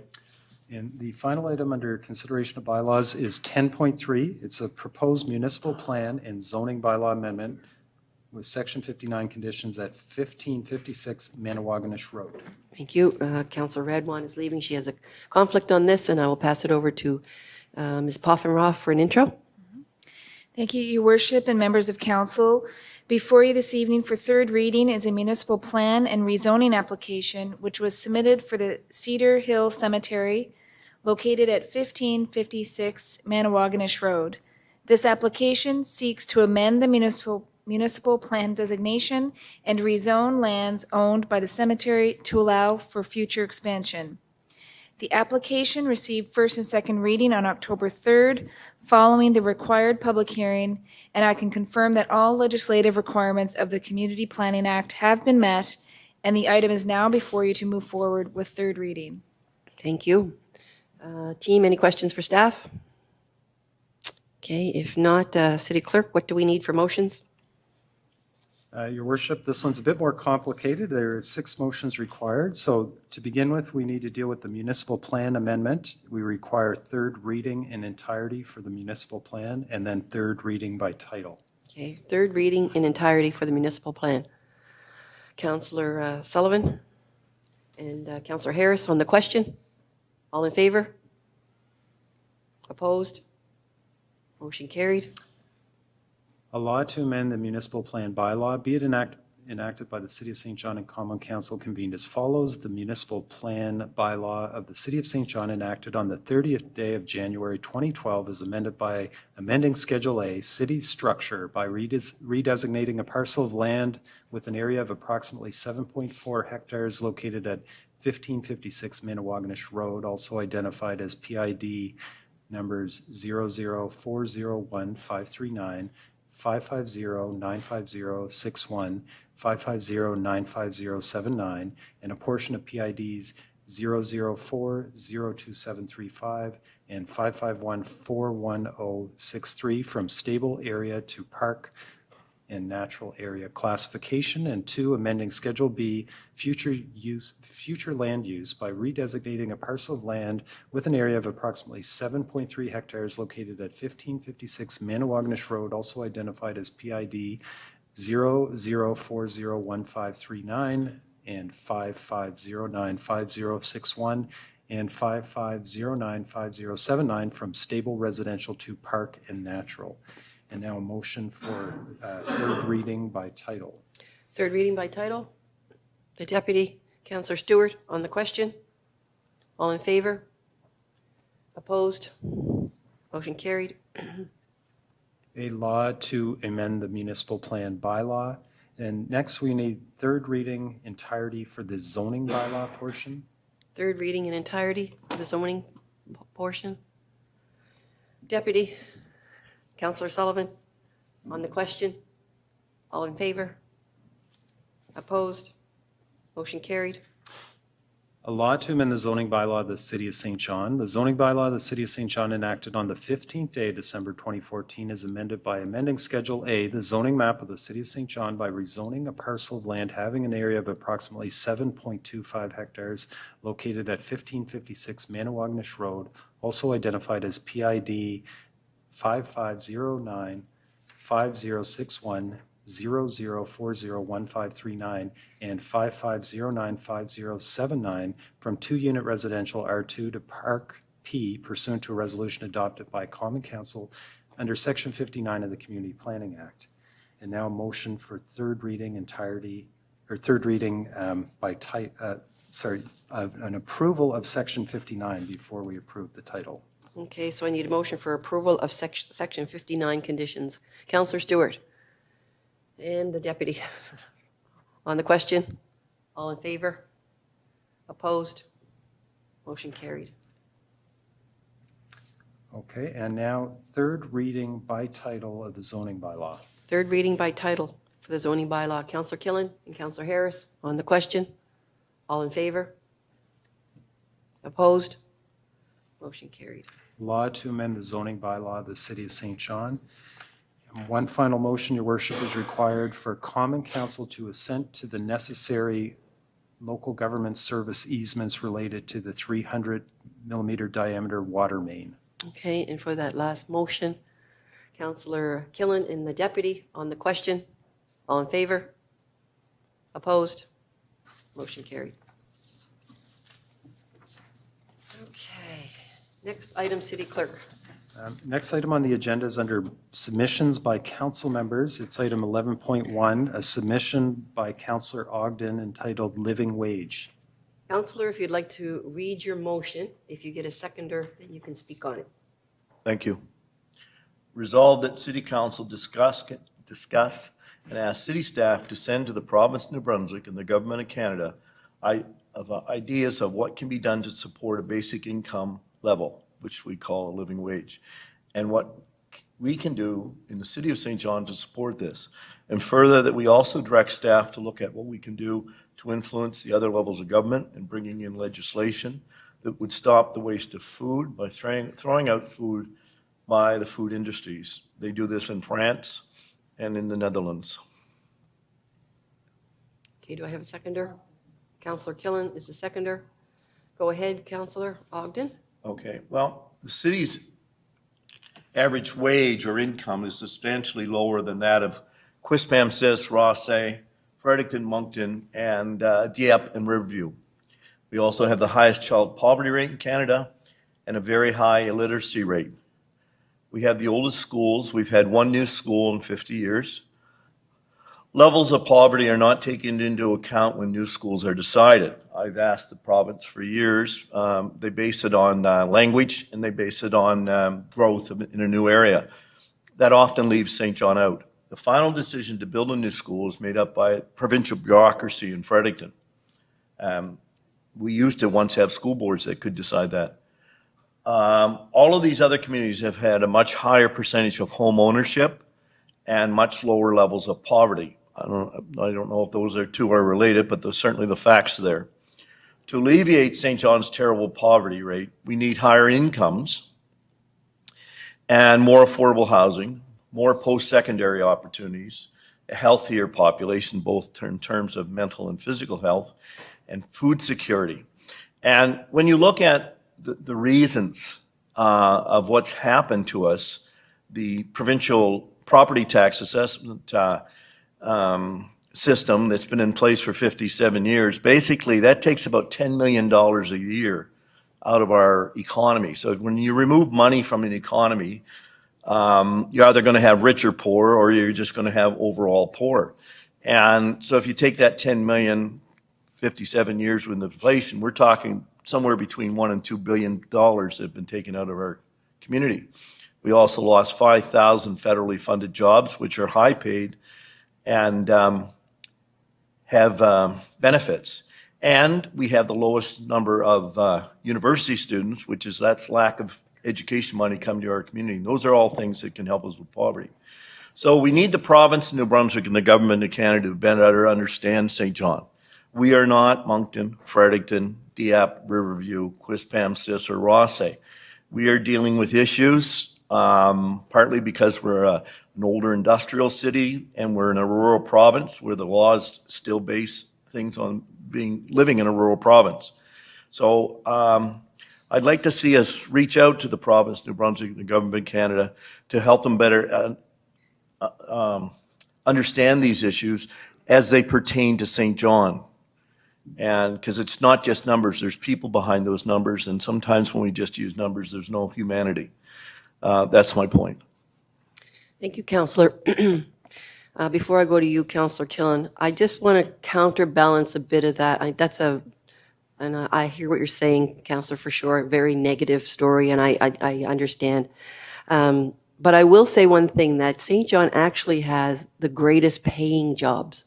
And all you would have to do is look on the highway in the morning from either direction, east or west, and you will see that. There are a lot of vehicles that come into the city to earn their living in here. So we do have the great paying jobs. We are bordered by two of the wealthiest per capita communities in the country. And so but we're all part of the Fundy region. We do have some poverty here. We would like to advance that. I'll see where everyone wants to take this. I guess I don't see this as a municipal to ask for. It's tricky because we have so much small business here as well. And if you are a business owner, you'll understand, and I do have business owners here, Councillor Norton pointed them out earlier. When you have employees, you pay the wage, but then you also multiply their deduction to EI by 1.4, and that's your portion that you add. And you take their deduction to Canada Pension, and you match that. So that's a big cost for small business.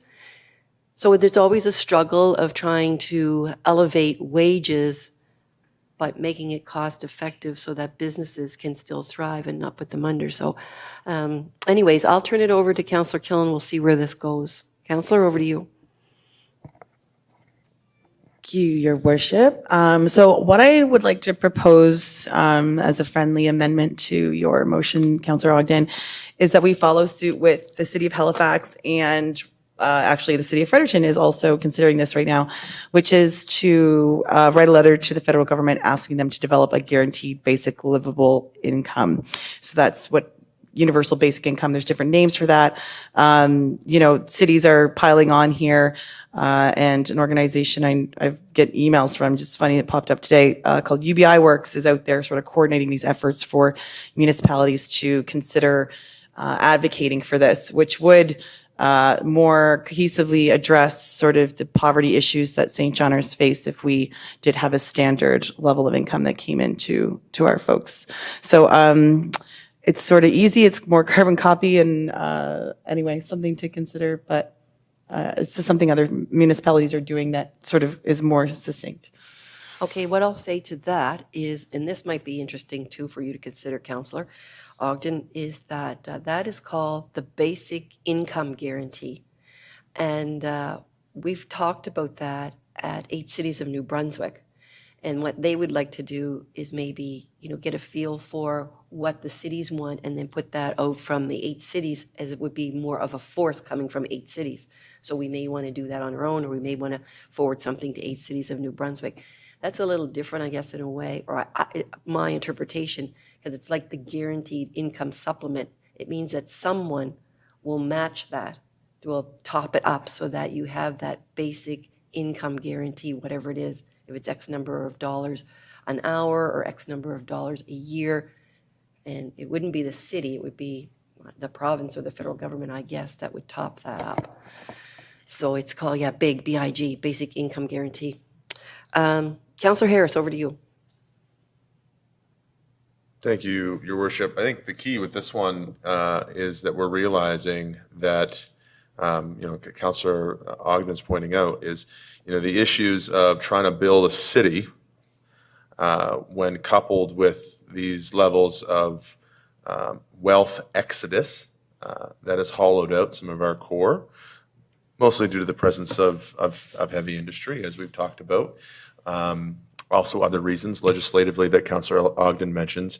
I think for us, it's about signaling, the type of discrepancy that exists here and recognizing that there is other proponents, like Councillor Killen pointed out, calling for that universal basic income, that UBI. And I know it's called different things, but, there is a bit of a different nuance here than just demanding employers pay higher minimum wage when you're recognizing that there does need to be some intervention for creating economic disparity as well at the state level. So I think nothing I heard in there from Councillor Ogden, correct me if I'm wrong, is asking the city to draft up some sort of major proposal, more or less to find us a way that we can illustrate these requirements for the income requirements for the people who live here. But the other point I want to drill in on there, so I'm supportive of that, and I would love the city manager's comments to that, because if this is written in a way that would be handcuffing against more of that broad approach, then that's worth noting. But the other point on food security, we talked about this at the neighborhood symposium that we did on the growth committee, and that was one of the big takeaways. We heard from 6 different organizations all struggling to get their head wrapped around getting the food where it's available, when it's available, to the people who are looking for it. All of them citing, higher usage of food banks by working class people. All of them citing, difficulty in timelines when people have available to get. So if you're working class trying to get to the food bank, doesn't always work for you. You're working during those hours in some cases, and there's more of them. So the idea being for food security, as Councillor Ogden pointed out, is what can we do from a coordination perspective? Can the city call for legislative reform? But one of the broader takeaways for us is what could the city do to coordinate some of that work that currently 6 organizations are all doing on their own to streamline so that there is some coordinator role that is trying to arrange that, support that, pick up that, and transport that. Because it really does limit those organizations that are currently doing it, because it's really just, Tamara Kelly running down on her lunch hour to get something that all of a sudden is available for someone she knows that needs it. So. Okay, thank you. Councillor Ogden, can I come back to you for wrap-up? I'll go to Councillor Radwan and then to the deputy. Thank you, Mayor. I just wanted to just make a brief point. So Jagmeet Singh, just a few hours ago today from the NDP party, mentioned that Big Grocery, and I'm not sure who he's saying, Big Grocery has made $2.3 billion in profits this year, and that almost 24% of Canadians are having to cut back on groceries. So I just wanted to make a point that, because of the pandemic and the challenges that the whole world has had, there are some challenges that are happening nationwide. This is not necessarily a St. John problem. So there's definitely some families that, are struggling right now because of the pandemic. So however, I'm a little bit reluctant to try to send off a motion that might kind of imply that, our minimum wage should go up from $13.75 up to about $22 an hour, which is the living wage. So anyway, just happy to listen to the conversation around the table, but I certainly understand the importance. It's just a really challenging time right now for a lot of businesses, like you mentioned, Mayor, and to kind of add to what you were talking about, there's WorkSafe, workers' compensation charges as well, of course, income tax, HST, HST payments that are sometimes, I mean, it's all taxes that you have to pay, but there's definitely a lot of charges on small businesses. So anyway, just happy to listen to the conversation around the table, but just wanted to make those couple points that there's challenges nationwide. It's not a St. John problem. Thank you. Deputy.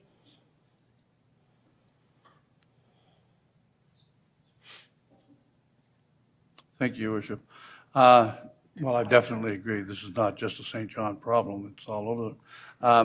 And I don't think we have to reinvent the wheel on this either. I think that, where the cities in New Brunswick is already looking at it, Halifax and Fredericton have already, written to the federal government. I think it's on the radar. I think we just need to reinforce it as a city that we'd like to be, on that agenda as well, pushing it. So, I mean, it's a twofold kind of motion here, because I think, to Councillor Harris's point, I think I was the one that brought up, we don't know if there's a food shortage in St. John, but I think we need more coordination in getting that food to where the neighborhoods that need it. So, maybe we can have that kind of a discussion as to what role can the city play in that. But I think it's a twofold thing, and I think one part of it is, we support the cities of New Brunswick in their efforts, and, we do something along the lines that Halifax and Fredericton is doing, and we could just leave that with staff to check that out and come back with a recommendation on it. And the other part is that, we look at, is there a way that the city, can make an effort to help coordinate, the food bank. Now, I know that, there's a gentleman that goes to Costco, maybe a couple or 3 times a week and takes food down to Crescent Valley. It's wonderful that he does that, but it's not very well coordinated. And a lot of times food ends up wasted. So, I mean, maybe we can help out with that. It's, I think the heart's in the right place on this. I think we need to do something. I'm just not sure if we need to reinvent the wheel or just sort of support groups that are already doing it and put our name to the list. Thank you, Deputy. Thank you, Worship. City Manager, did you want to go now, or do you want to? And I'll get. Your Worship, through you to Councillor Harris, since he asked for some considerations on this. First of all, I simply need to remind Council that the municipal staff is very gifted, but within its own capacities and within its own experience and skill sets. We are not economists. We do not fully analyze small or medium-sized business. We do not know the impacts of what, and I'll use the term living wage, would have within our community. It's simply not within our purview, and we don't have access to the data. Even if we had the skill sets, we don't have access to the data to make those determinations. That said, as your city manager, I fully recognize that it is an issue, and some sort of correspondence to the province and to the federal government, asking them to take a good, hard look at this, I think is certainly appropriate.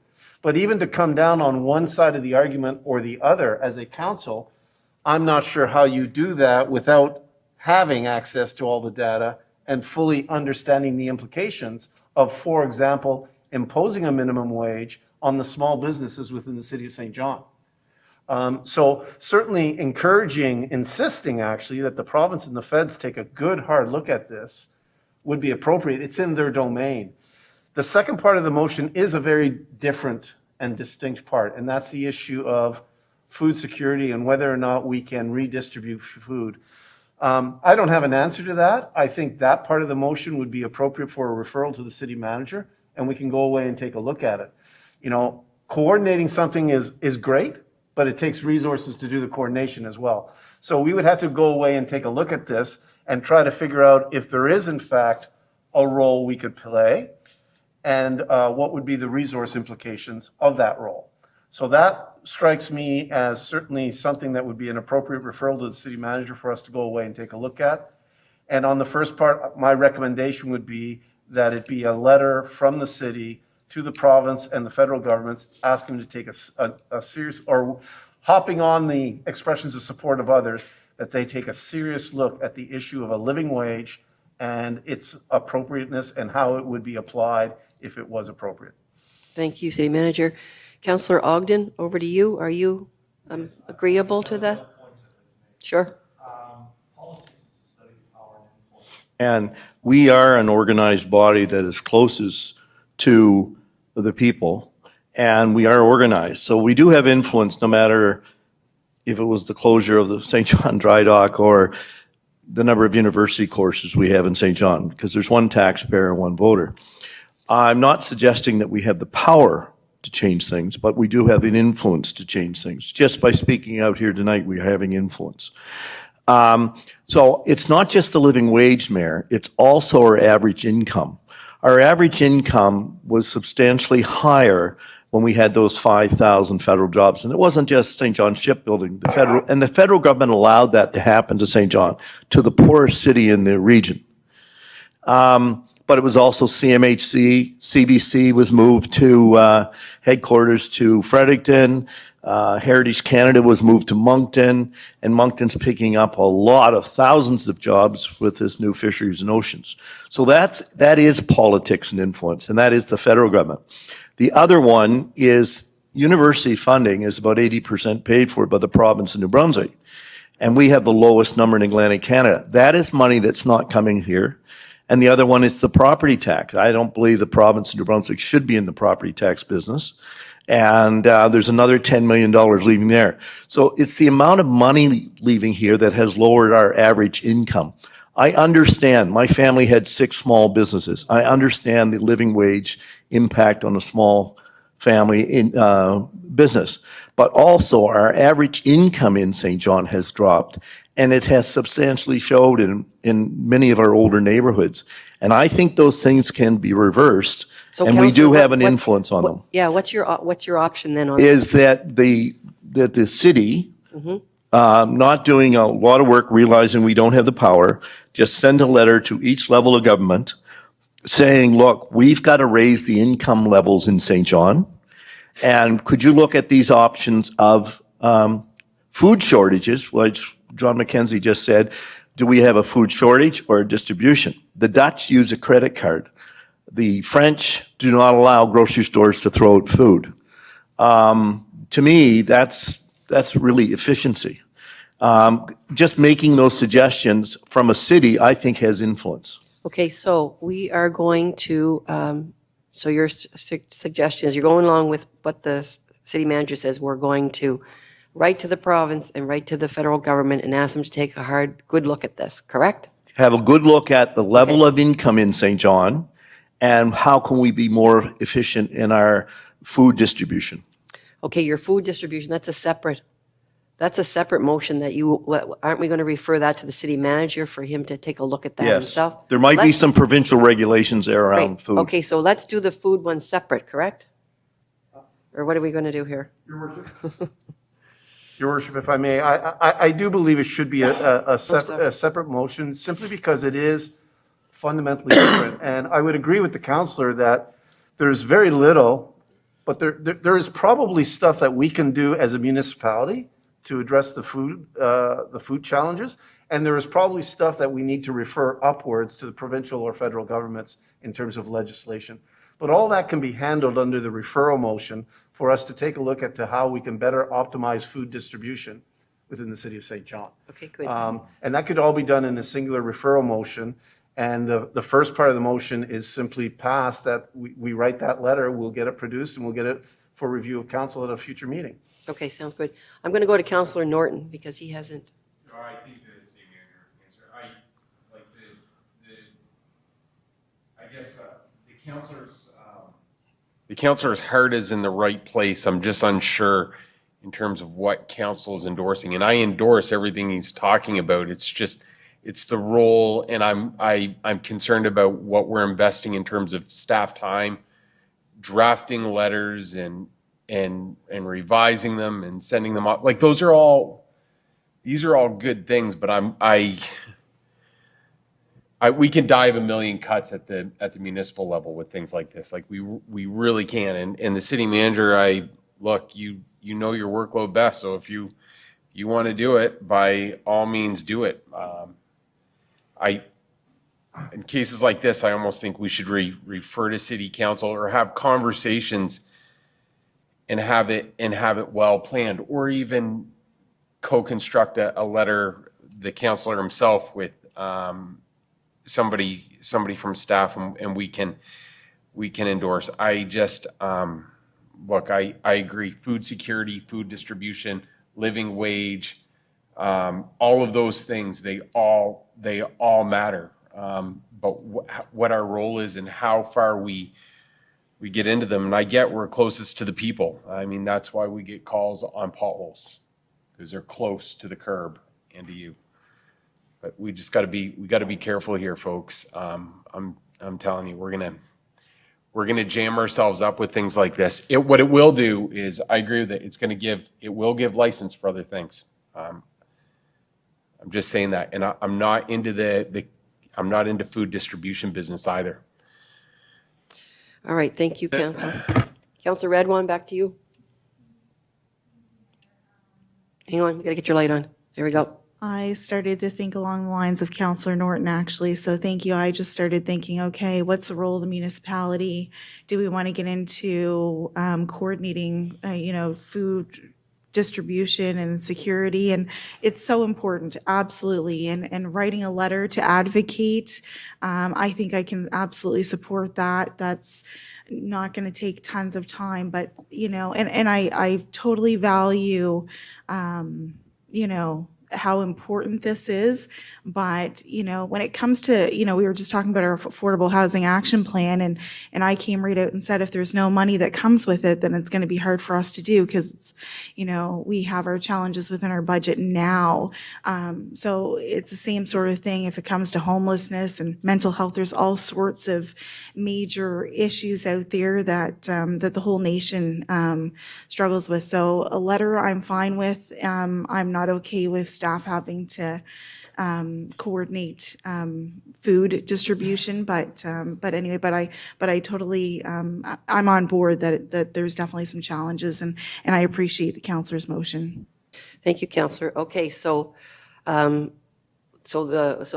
Councillor Ogden, you're going to put the motion on the floor that we're going to write the letter. So your motion's on the floor, okay, to write that letter, and we'll deal with that first. And so I'll need a seconder on that letter. Councillor Radwan's going to second that. Or did we already have a seconder on that? Councillor Killen, yeah. Yeah, okay, good. Right, we're going to separate those out into two motions, letter. Forgive me, Your Worship, but the notion of us writing a letter asking the provincial and federal government to explore this matter is significantly different than the motion that was placed on the floor by Councillor Ogden. So we would need to have that motion amended to reflect that we are going to write a letter asking the provincial and federal governments to engage in this. Okay, so is the mover, Councillor Ogden, and the seconder, Councillor Killen, good with that?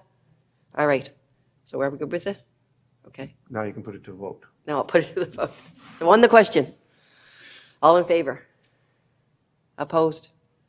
Motion carried. Okay, Part A. Part B, Councillor Ogden, which is to refer to the city manager, correct? To explore any possibilities for municipal involvement in addressing the food distribution, food shortage in the city of St. John. It may lead to nothing, quite frankly, other than another letter of requesting the province and feds look at it. We may not have the resources or capacities to do any of it. But if it's referred to city manager, then we can take a look at it in the future at some point in time. But respectfully, to do this in any significant way is not a Work Plan 2022 item. Work Plan 2022 is full. This is something we'd be looking at in 2023 and beyond. Well, there's only, 2 months left in 22 anyway, practically. Councillor Ogden. Yeah, I didn't say the city was going to get into food distribution. All I'm saying is that we would suggest for the province and the feds, because they have the power to do that, to look at it. And when you say, I don't really care if it's in your 2022 work plan, there are children going hungry tomorrow. So that's more important to me than somebody's plan. Plans are made to be amended and changed. So please, the plan thing doesn't mean anything to me. We have children who are going hungry. That's more important than most things that we're dealing with here. So I don't believe we should try to fit into somebody else's plan. Councillor I'm Ogden. a member of council, and I was elected, Councillor Ogden. right? I know, Okay. I hear you. All I guess the city manager is pointing out is that everything we do is based on the resources we have to move forward. That's all he's suggesting.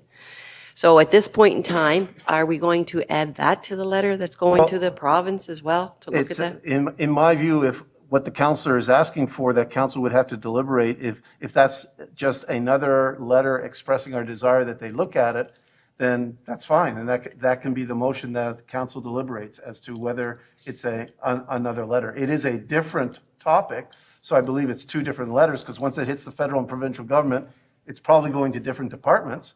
But certainly if it's just a letter expressing our desire for them to consider this, that is more manageable, and that can happen in a much more timely manner. So that can happen in 22.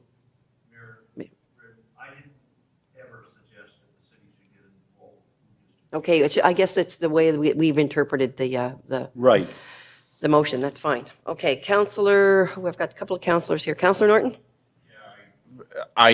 Councillor Ogden, I never, when I said we get into food distribution, I never once for a moment thought or even interpreted that we were going to get into the food distribution space. No.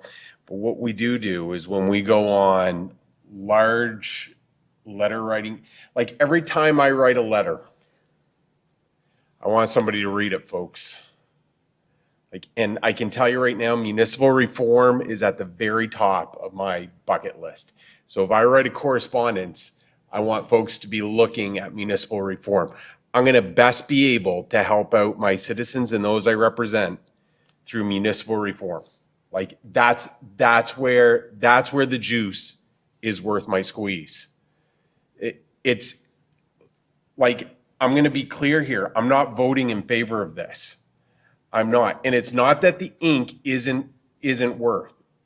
It's the fact that I've got to put my priorities where it matters.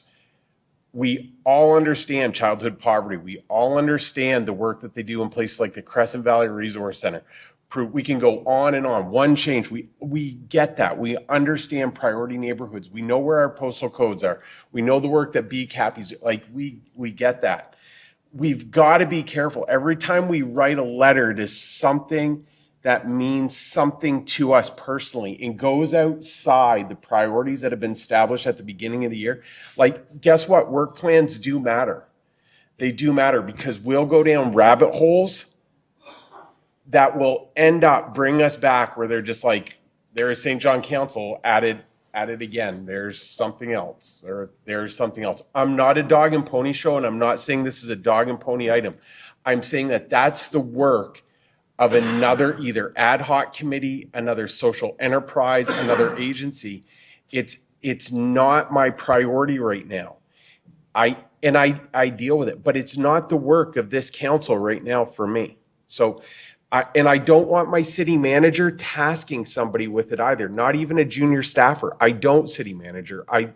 I'm sorry, I don't. Like, I absolutely don't want you doing that. And I'll vote no in any chance that you won't. That's all. Thank you, Councillor. Over to the deputy. Thank you, Your Worship. I think everything that is going to be said has been said. I think we need to get to the root of this. I think we should vote on a letter to the federal government and the provincial government stating that, we would support, as other communities are, them looking at it and, taking a serious look at it. A.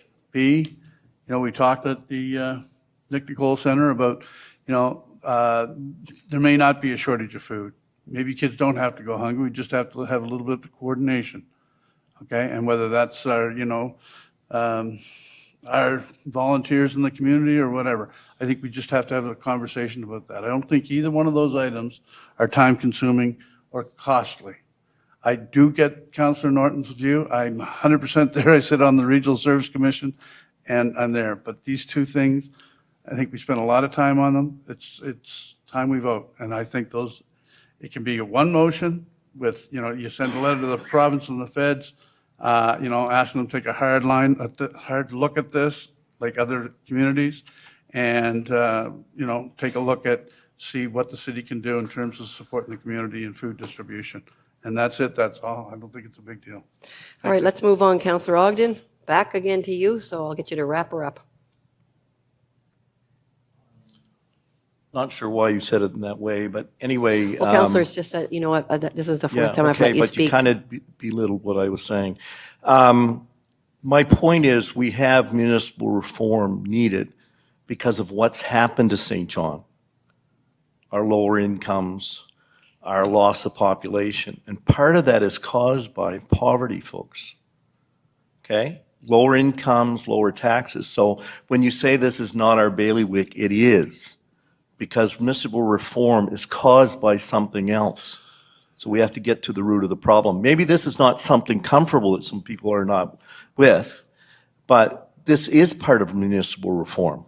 And we keep talking about the wealthier suburbs or the wealthier cities of Fredericton, Moncton. Well, then we have to ask ourselves, why is that happening? That is municipal reform. Okay. All right, thank you. Okay, so do we have that motion on the floor? No. Okay, we need a motion put on the floor for that letter. Councillor Harris, you're putting that motion on the floor for me?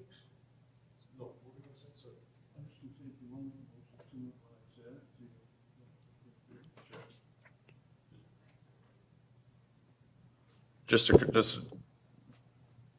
recap here. So you're asking, we don't have any motion on the floor right now, right? So here's Not in regards to the right. food. So, right. So simple referral motion, refer to city manager to work with the group that assembled at the neighborhood symposium we had with Growth Committee to discuss the opportunity for coordination in food security. Because that group there has all the information that we need, and it would be a very, sorry, am I missing something there? Yeah, and to get that letter put forward to the right authorities, right? Okay, So- I'm going to say the deputy that you must be seconding that motion. Okay. There we go. Okay, so I will ask everyone to be cognizant of your resources that you have. I'm not saying whether I'm for it or against it. And I'm going to call, is everyone clear on what we're doing? Okay. I'll call the question. All in favor? What have we got here? 1, 2, 3, 4, 5, 6? Okay. And opposed? 1, 2, 3 opposed. Motion carried. All right. Thank you. City Clerk, next item.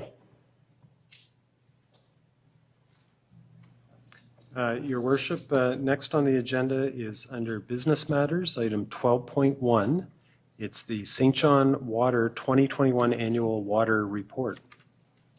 Okay, I'm sending this over to Commissioner McGovern for Good evening, Your Worship, members of council.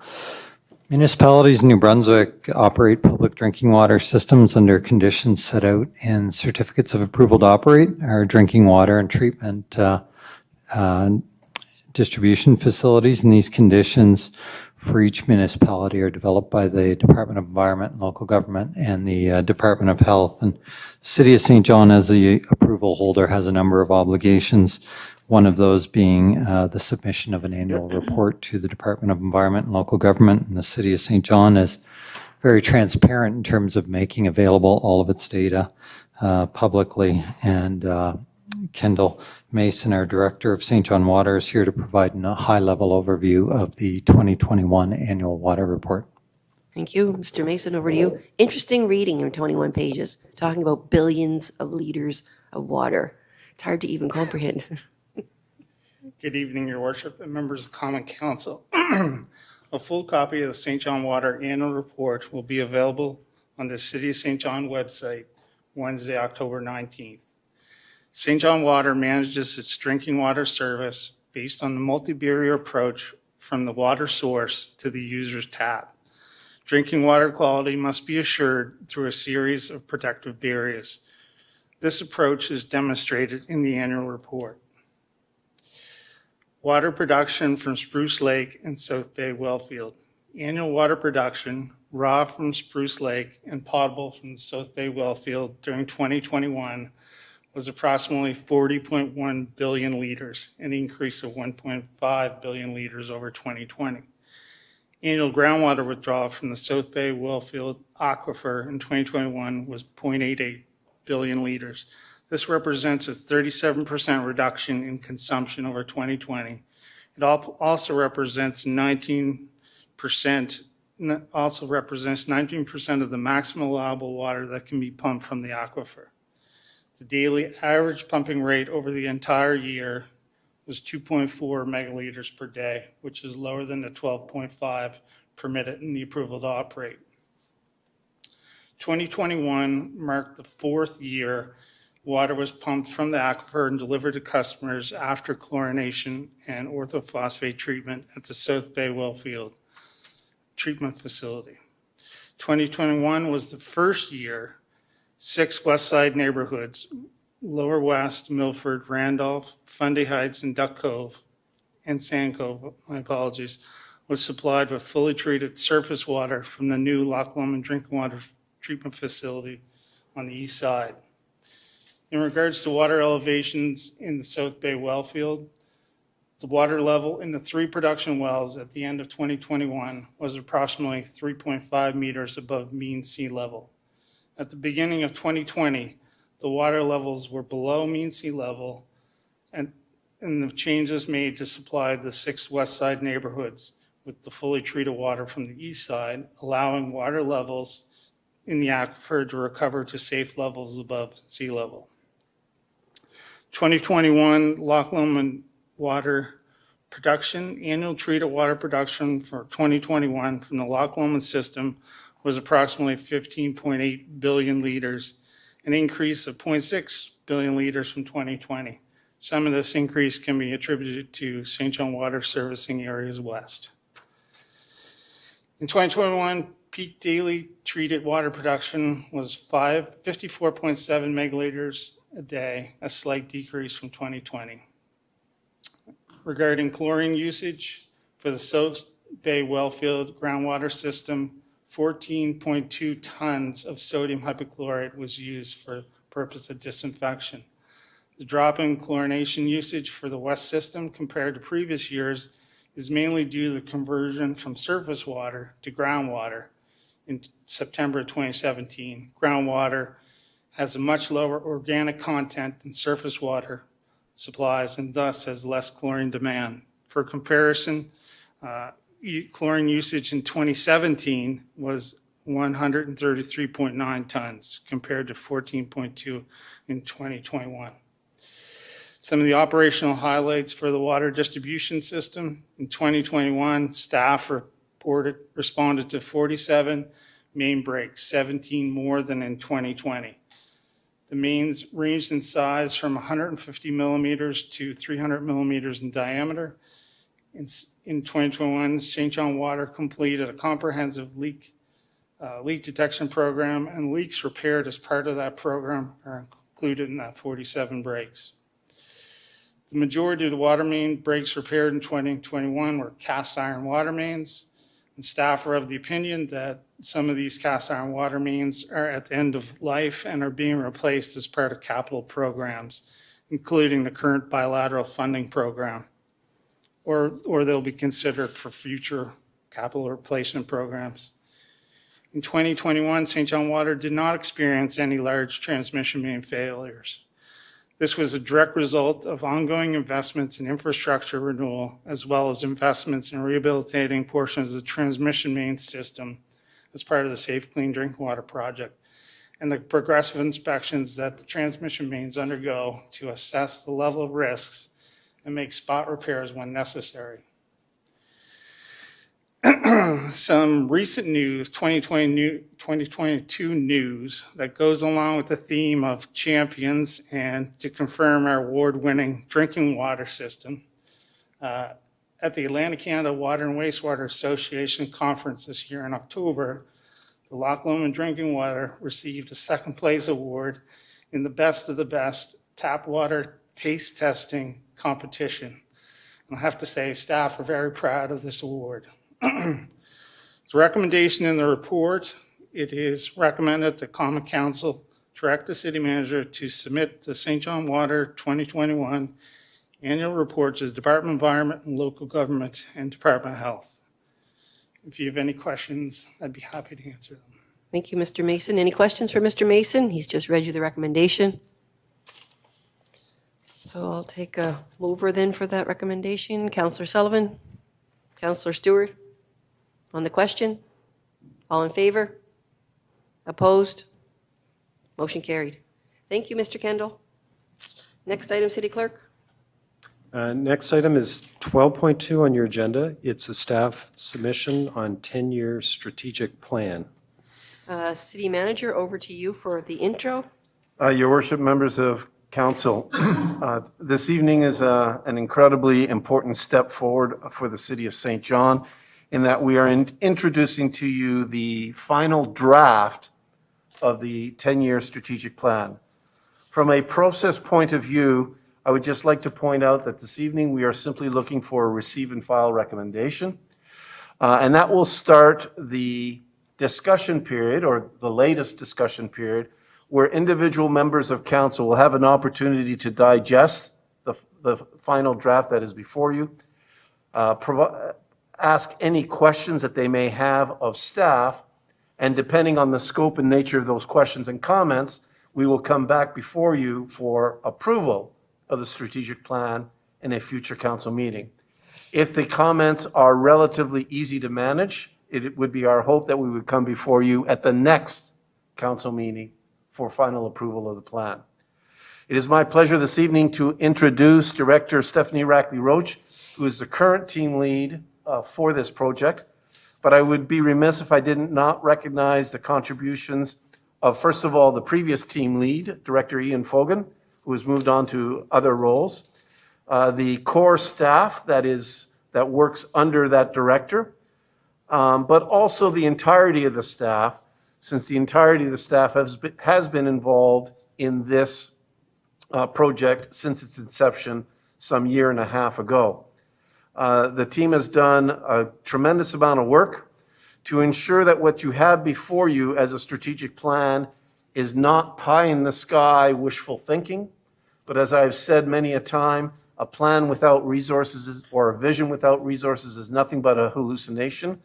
We are very happy to present to you a plan this evening that, although it will be challenging to resource, it is possible to resource it. Therefore, I very much would like to compliment the staff effort that went into this, but also there is another important group, and that is the steering committee, the ad hoc steering committee that played an important role in providing comment and feedback into the system. And that steering committee was a composition of both councillors and members of our community. I'd also like to recognize and thank the broader community.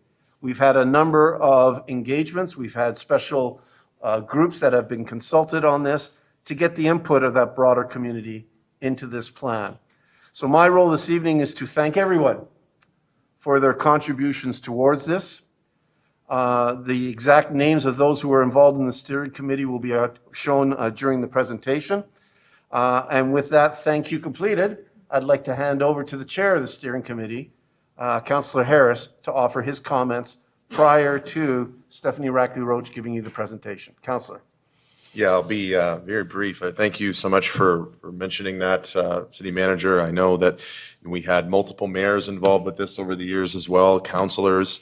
It was a privilege of mine to steer that, a very new councillor to this table, but it was really I guess moving for me to be able to be in a position where you come with different ideas, with a different perspective, whether it's because you're younger or just whatever, and be able to lend that and get opportunities to discuss those around the table. But I also know, our councillors, Mayor Reardon, you being there, our councillors Radwan and Norton, our residents Nicole Fair, Morgan Lanigan, and Dr. Carrie Tanasichuk, in those rooms with Stephanie and John, being city manager yourself, being able to wrestle those ideas and talk about the outcomes and talk about what is strategic at what levels. And I think it's important for the community to know this is not just another plan. This is something you can't, if you work in any sort of sector and if it's private or nonprofit, and you're trying to get funding for a proposal or a project or anything, the first thing they're going to ask is, does it align with your strategic plan? And we have strategic plans for certain things, specifics. We don't have this overarching strategic plan, which is guiding all of these other features. And now that we do, I really believe it's going to help our ability in leverage and focusing our funding, focusing our advocacy, because we can point to this, we can show where we're resourcing, how we resource it, and where we want it to go.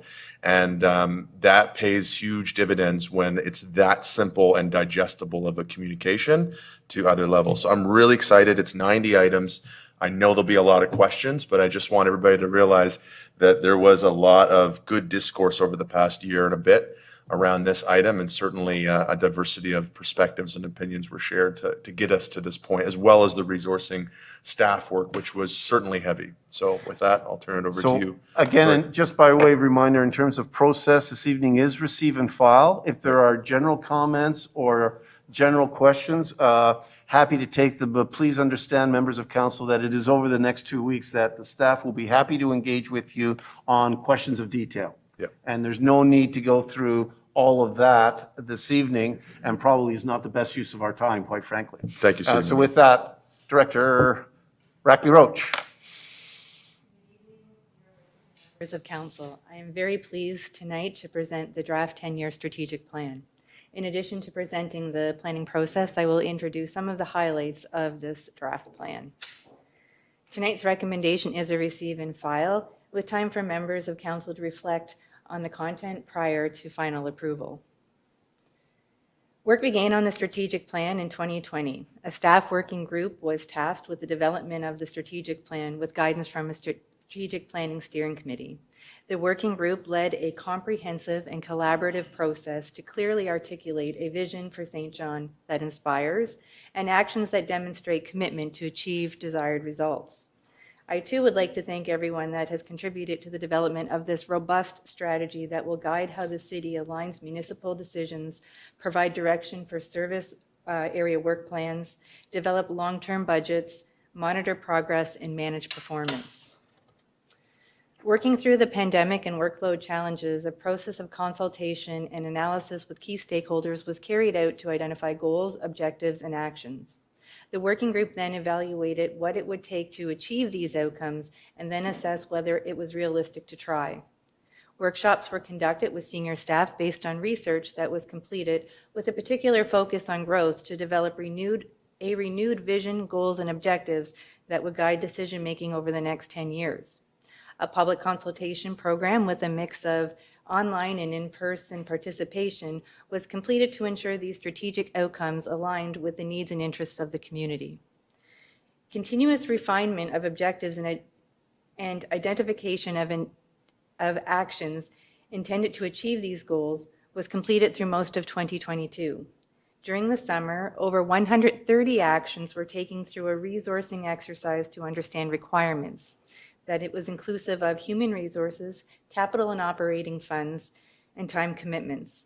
Sequencing of actions and their strength to achieve one or more objectives was also evaluated. Through discussions with the senior leadership team and the steering committee, the number of actions was reduced to just over 90, eliminating redundancy, ensuring actions are strategic in nature and not part of normal operations, and assessing whether they could be achieved in whole or in part within the 10-year timeframe. Working with a professional writing and design team, a draft 10-year strategic plan has been completed. Actions have been organized under a related goal and objective, although in many cases, an action may contribute to more than one strategic outcome. This includes setting timeframes for each action over the 10-year period. Shorter-term actions show which years the action is planned for. Longer-term actions are noted as either starting in 2027 or being completed through 2027 and beyond. The actions outlined in the strategic plan are intentionally planned out over 10 years to ensure a balanced approach between these strategic outcomes and the valued public service that is delivered to our citizens, business, and visitors every day. It also balances resources over the 10 years to set the city and our partners up for success in achieving the goals and objectives outlined in the plan. Through public consultation, steering committee guidance, and senior leadership engagement, a renewed vision for where we want to be in the future was created. The vision builds on our strength, ensuring St. John is more than a place. It's the people that make it home. The vision points to the strategic goals of continuing our path of being vibrant, prosperous, service-oriented, and accountable. The mission defines our purpose in achieving this vision. Grow the city, serve the city, be the city of choice. Over the next 4 slides, I will present each goal and related objectives. Goals are intended to be inspiring on what we can expect in a future St. John, while the objectives are more specific and written in more measurable terms. The actions related to each of the objectives are found in the draft strategic plan. Many of these actions relate to strategic plans that have been completed or are under review, including Plan SJ, Move SJ, Play SJ, long-term financial plans and related policies, growth plans, and climate adaptation plans. A vibrant St. John is one that pulsates with life. The 4 objectives under this goal focus on quality of life and has 14 actions that include maintaining St. John as an arts and culture destination through policy, promoting attractions, branding, live theater, and partnerships, investing in parks and recreation to improve programming, district parks, and arenas, establishing a plan to address social needs with the first step of establishing principles and responsibilities and creating a governance model. There is also an action on affordable housing. Increasing opportunities to engage a diverse population through partnership, recognition, and communication programs. A prosperous St. John is an environment where we can all thrive. The 4 objectives within this goal focus on growth and outlines 30 actions that include growing the property tax base through investment in industrial parks, redevelopment of Market Slip, neighborhood planning and implementation that considers a 15-minute city concept, waterfront development, and actioning 8 catalytic growth initiatives. Growing our population through attraction and retention programs, and working with our partners to attract businesses.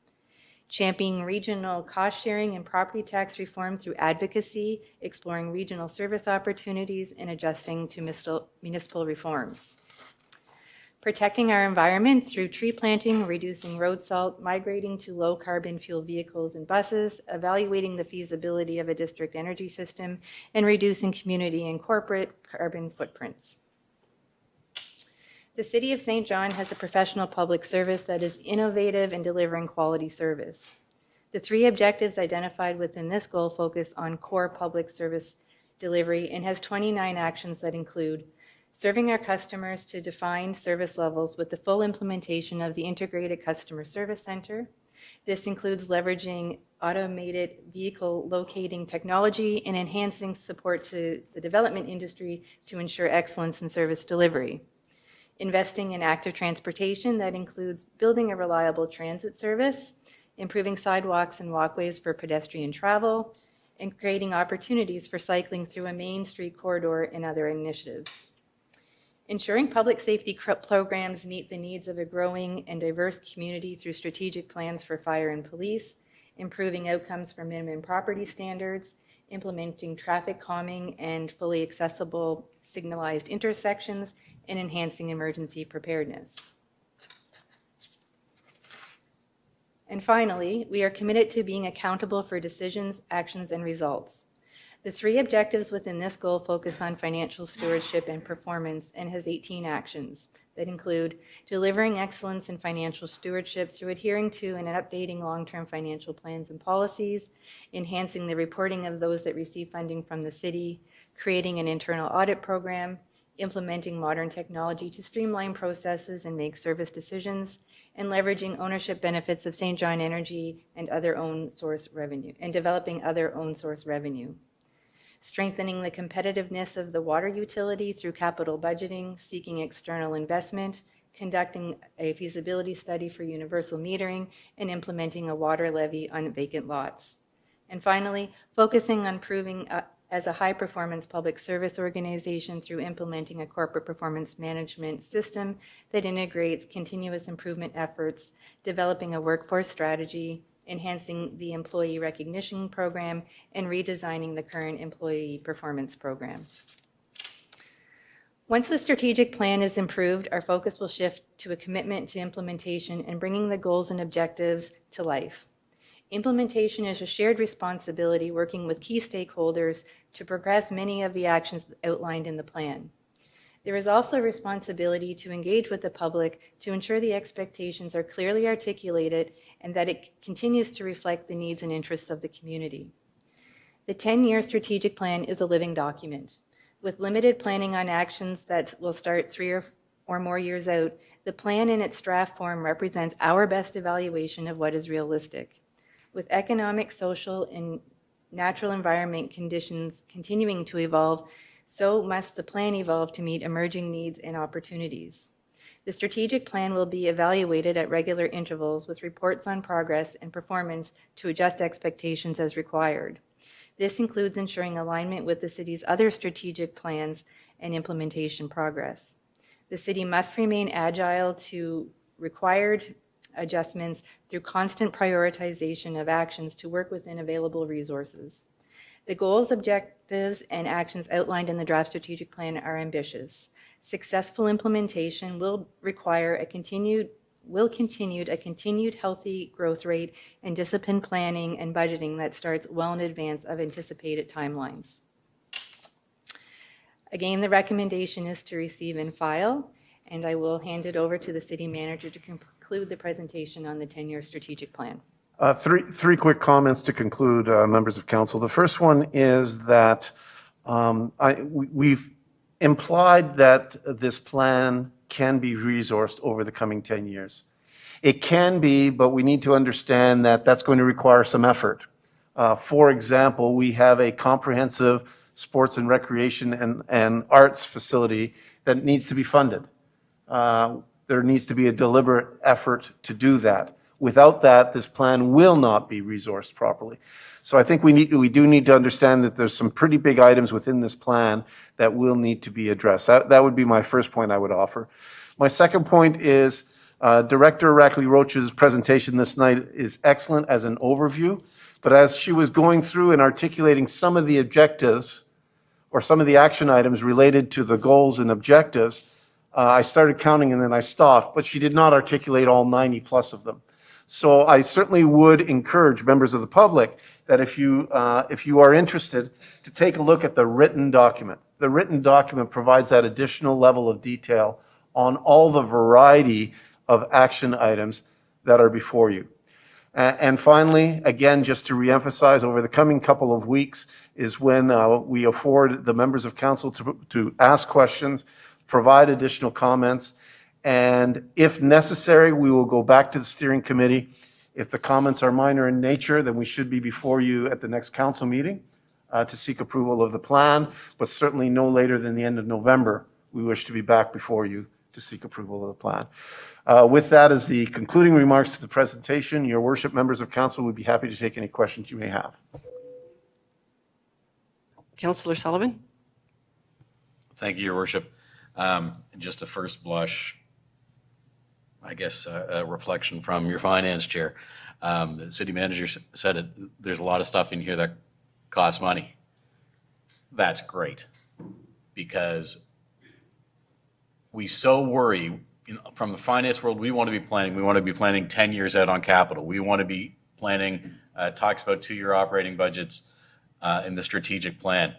And it is so hard to plan when you don't know what's coming up every week that somebody might think is a great idea that we need to pay for. The fact that it's steering, it's strategic, it talks to other plans, and it's ambitious, and we want ambitious. And from the finance side, it so helps us plan and prepare. We saw parts of it because we knew in the draft, the strategic plan, talking about the recreational facility. We saw it at the last meeting when we were, at our last finance meeting, when we were talking about putting money away to start to plan for that recreational facility. Still got to dig into the 90 recommendations, which is great because it's ambitious, but thank you to certainly the folks on the steering committee and all the staff that have put it together. I think our success in the last few years has been making plans that we're following and not putting on a shelf. And certainly on top of them all is the strategic plan that guides the overall organization. So just thanks to all involved. So looking forward to digging in the numbers and, as has already been mentioned a few times, making sure that we resource it. Thank you. Thank you, Councillor. Nice sum up for the project. I was on the strategic planning committee at the last council, and Don Darling was the chair. He was the mayor as well, obviously, and he was the chair. So at this trip around, I wanted to be back on that for some continuity, and I did. I do like it because it's going to be in place for long after this council. You know, it's going to keep going for another, for 10 years. So that's important. But I thought maybe we'd put like a young gun on it this time there, but who had a lot of energy. Anyway, so Councillor Harris, you did a nice job with this, with leading that team. And thanks to the community reps as well, and thanks to the staff, because there is a lot of work here. It is ambitious, but it is going to be your nighttime reading for the next couple nights. And, staff would really appreciate it if everyone would take that job on seriously and offer their comments, one way or the other. So I will take a motion for a receive and file. Councillor Stewart and Councillor Sullivan. On the question, all in favor? Opposed? Motion carried. Thank you. Next item, City Clerk. Next item is 13.1, a submission by the Finance Committee on 2023 and 2024 draft general and utility fund capital. Councillor Sullivan, over to you as the Chair of Finance to introduce this. Thanks, Your Worship. Let me jump screens here for a moment. I was so excited about the strategic plan, I lost my place in my finance capital I like to hear that. Scroll.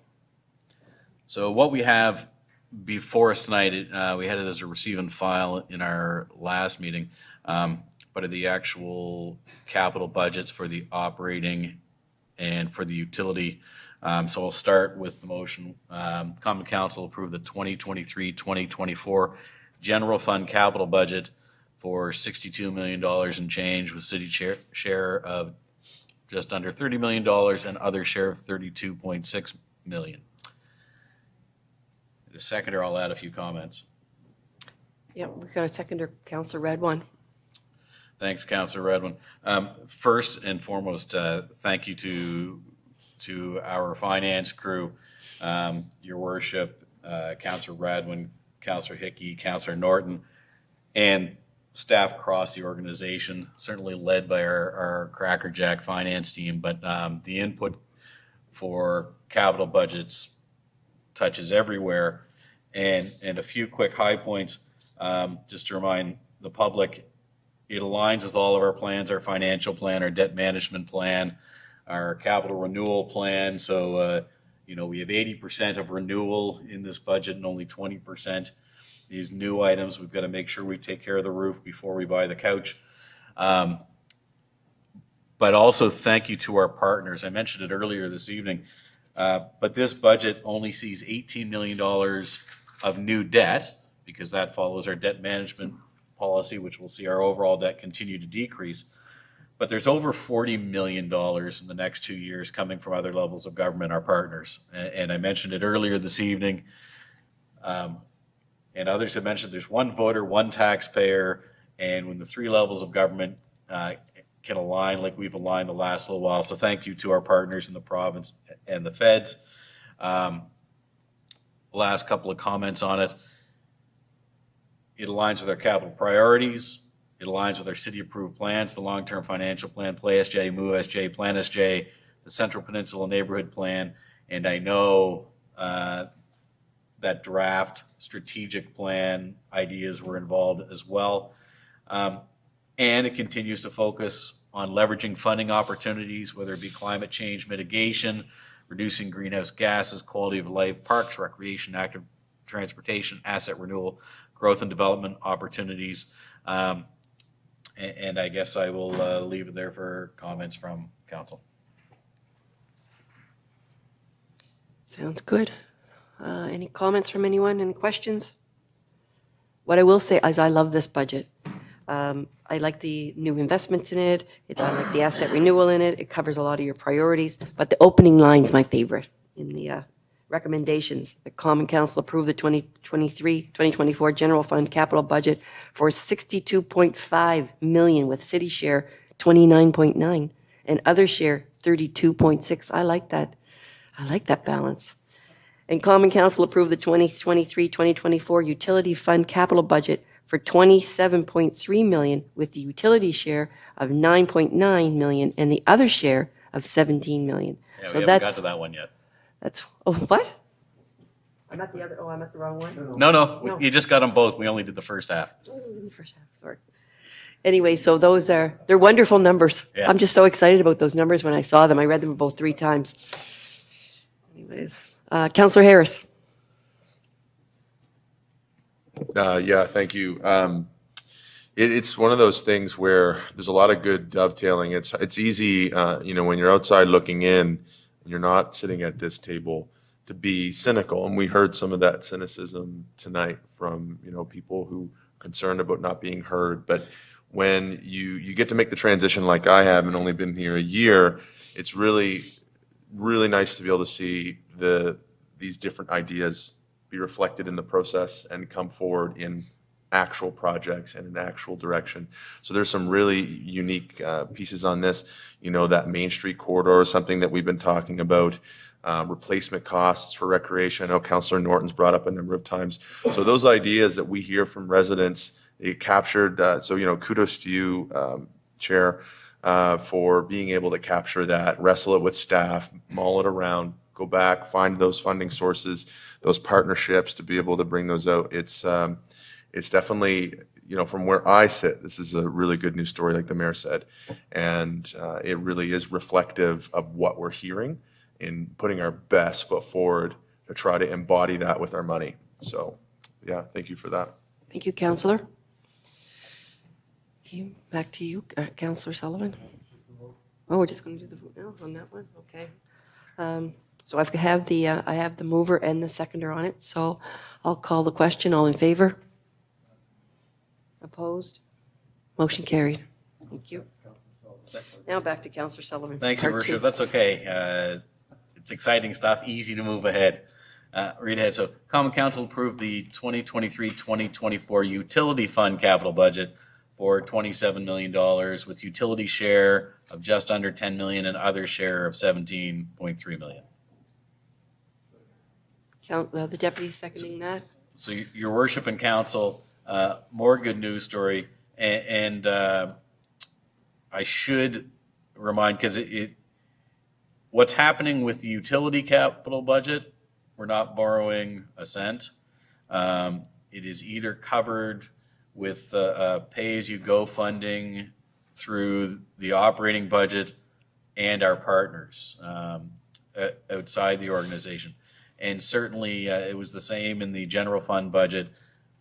Our financial plan has us reducing the need to borrow more and more money we do capital every year, so it makes sense to have some of it in our operating budget. We do that to save on the interest expenses. And gosh, where interest rates are right now, aren't we glad that we've been doing that the last couple of years? And the utility fund has done a wonderful job making sure that they are paying as they go, as well with operations. We just heard it earlier. Fewer big pipes are bursting because the utility is doing a better and better job of replacing the ones that are in the ground. So continued good work. Thank you, Councillor. Okay, so we have a mover and a seconder. So I will call the question. All in favor? Opposed? Motion carried. Thank you so much. Next item, City Clerk. Next item is 15.1 under general correspondence. It's a letter from MP Long with respect to Affordable Housing Action Plan. There's a recommendation to receive this for information. Who moved that? Councillor Harris and Councillor and the deputy on the question. All in favor? Oh, somebody's got a question. Sorry, Councillor had one. Mayor, I just wanted to make a quick comment. I just wanted to say thank you to MP Long. He's been continuing to support this council and, our affordable housing action plan is so important. We're so happy that he's going to be going to Ottawa and trying to get some more funds for us. And we're going to go together as one team. Thank you. Thank you, Councillor. So I'll go back to that and I'll call the vote again. All in favor? Opposed? Motion carried. Thank you, team. Next item, City Clerk. Next item is 15.2, a letter from NB Social Pediatrics with a request for ticket purchases, recommendation to refer to clerk to purchase tickets for interested council members. Councillor Harris is seconding it on the... Oh, Councillor Ogden, go ahead. Yes, I just wanted to support Sarah Gander in this, and I will be attending this inaugural meal. Thank you. Okay, thank you, Councillor. All right, on the question, all in favor? Opposed? Motion carried. Next item, City Clerk. Next item is 16.1, and this is with respect to rescheduling the meeting, the council meeting of October 31st, Monday, to Tuesday, November 1st. It would require a motion of council to do so. Okay. Councillor, the deputy and Councillor Sullivan. Okay, so 2 weeks from tonight is Halloween, and a lot of our staff have young children. A lot of our councillors, some have young children, some have grandchildren, and it's more of a fun family night Halloween, so we wanted to move it to the next day, which would be November 1st. So I've got the motion on the floor. It's been seconded. All in favor? Opposed? Motion carried. Thank you, team. Next item, City Clerk. The final item is 17.1. It's a recommendation from Committee of the Whole with respect to appointments to committees, and I can read those out. Yes, please. That would be for the Imperial Theatre to reappoint Lee Son for a one-year term, effective October 31st. PAC Planning Advisory Committee to appoint Matthew Deleuze for a three-year term, effective October 17th. And St. John Free Public Library to appoint Laura McNeil for a three-year term from November 28th, 2022 to November 28th, 2025. Okay, I'll need a mover and a seconder on that. Deputy and Councillor Stewart on the question. All in favor? Opposed? Motion carried. All right, I will say thank you and adieu. It's time to pack it in. It's what, am I getting out of here before 10? Barely. Thank you, everyone. Thank you to staff. It's been a bit of a long night, but it was a good one. We had we had a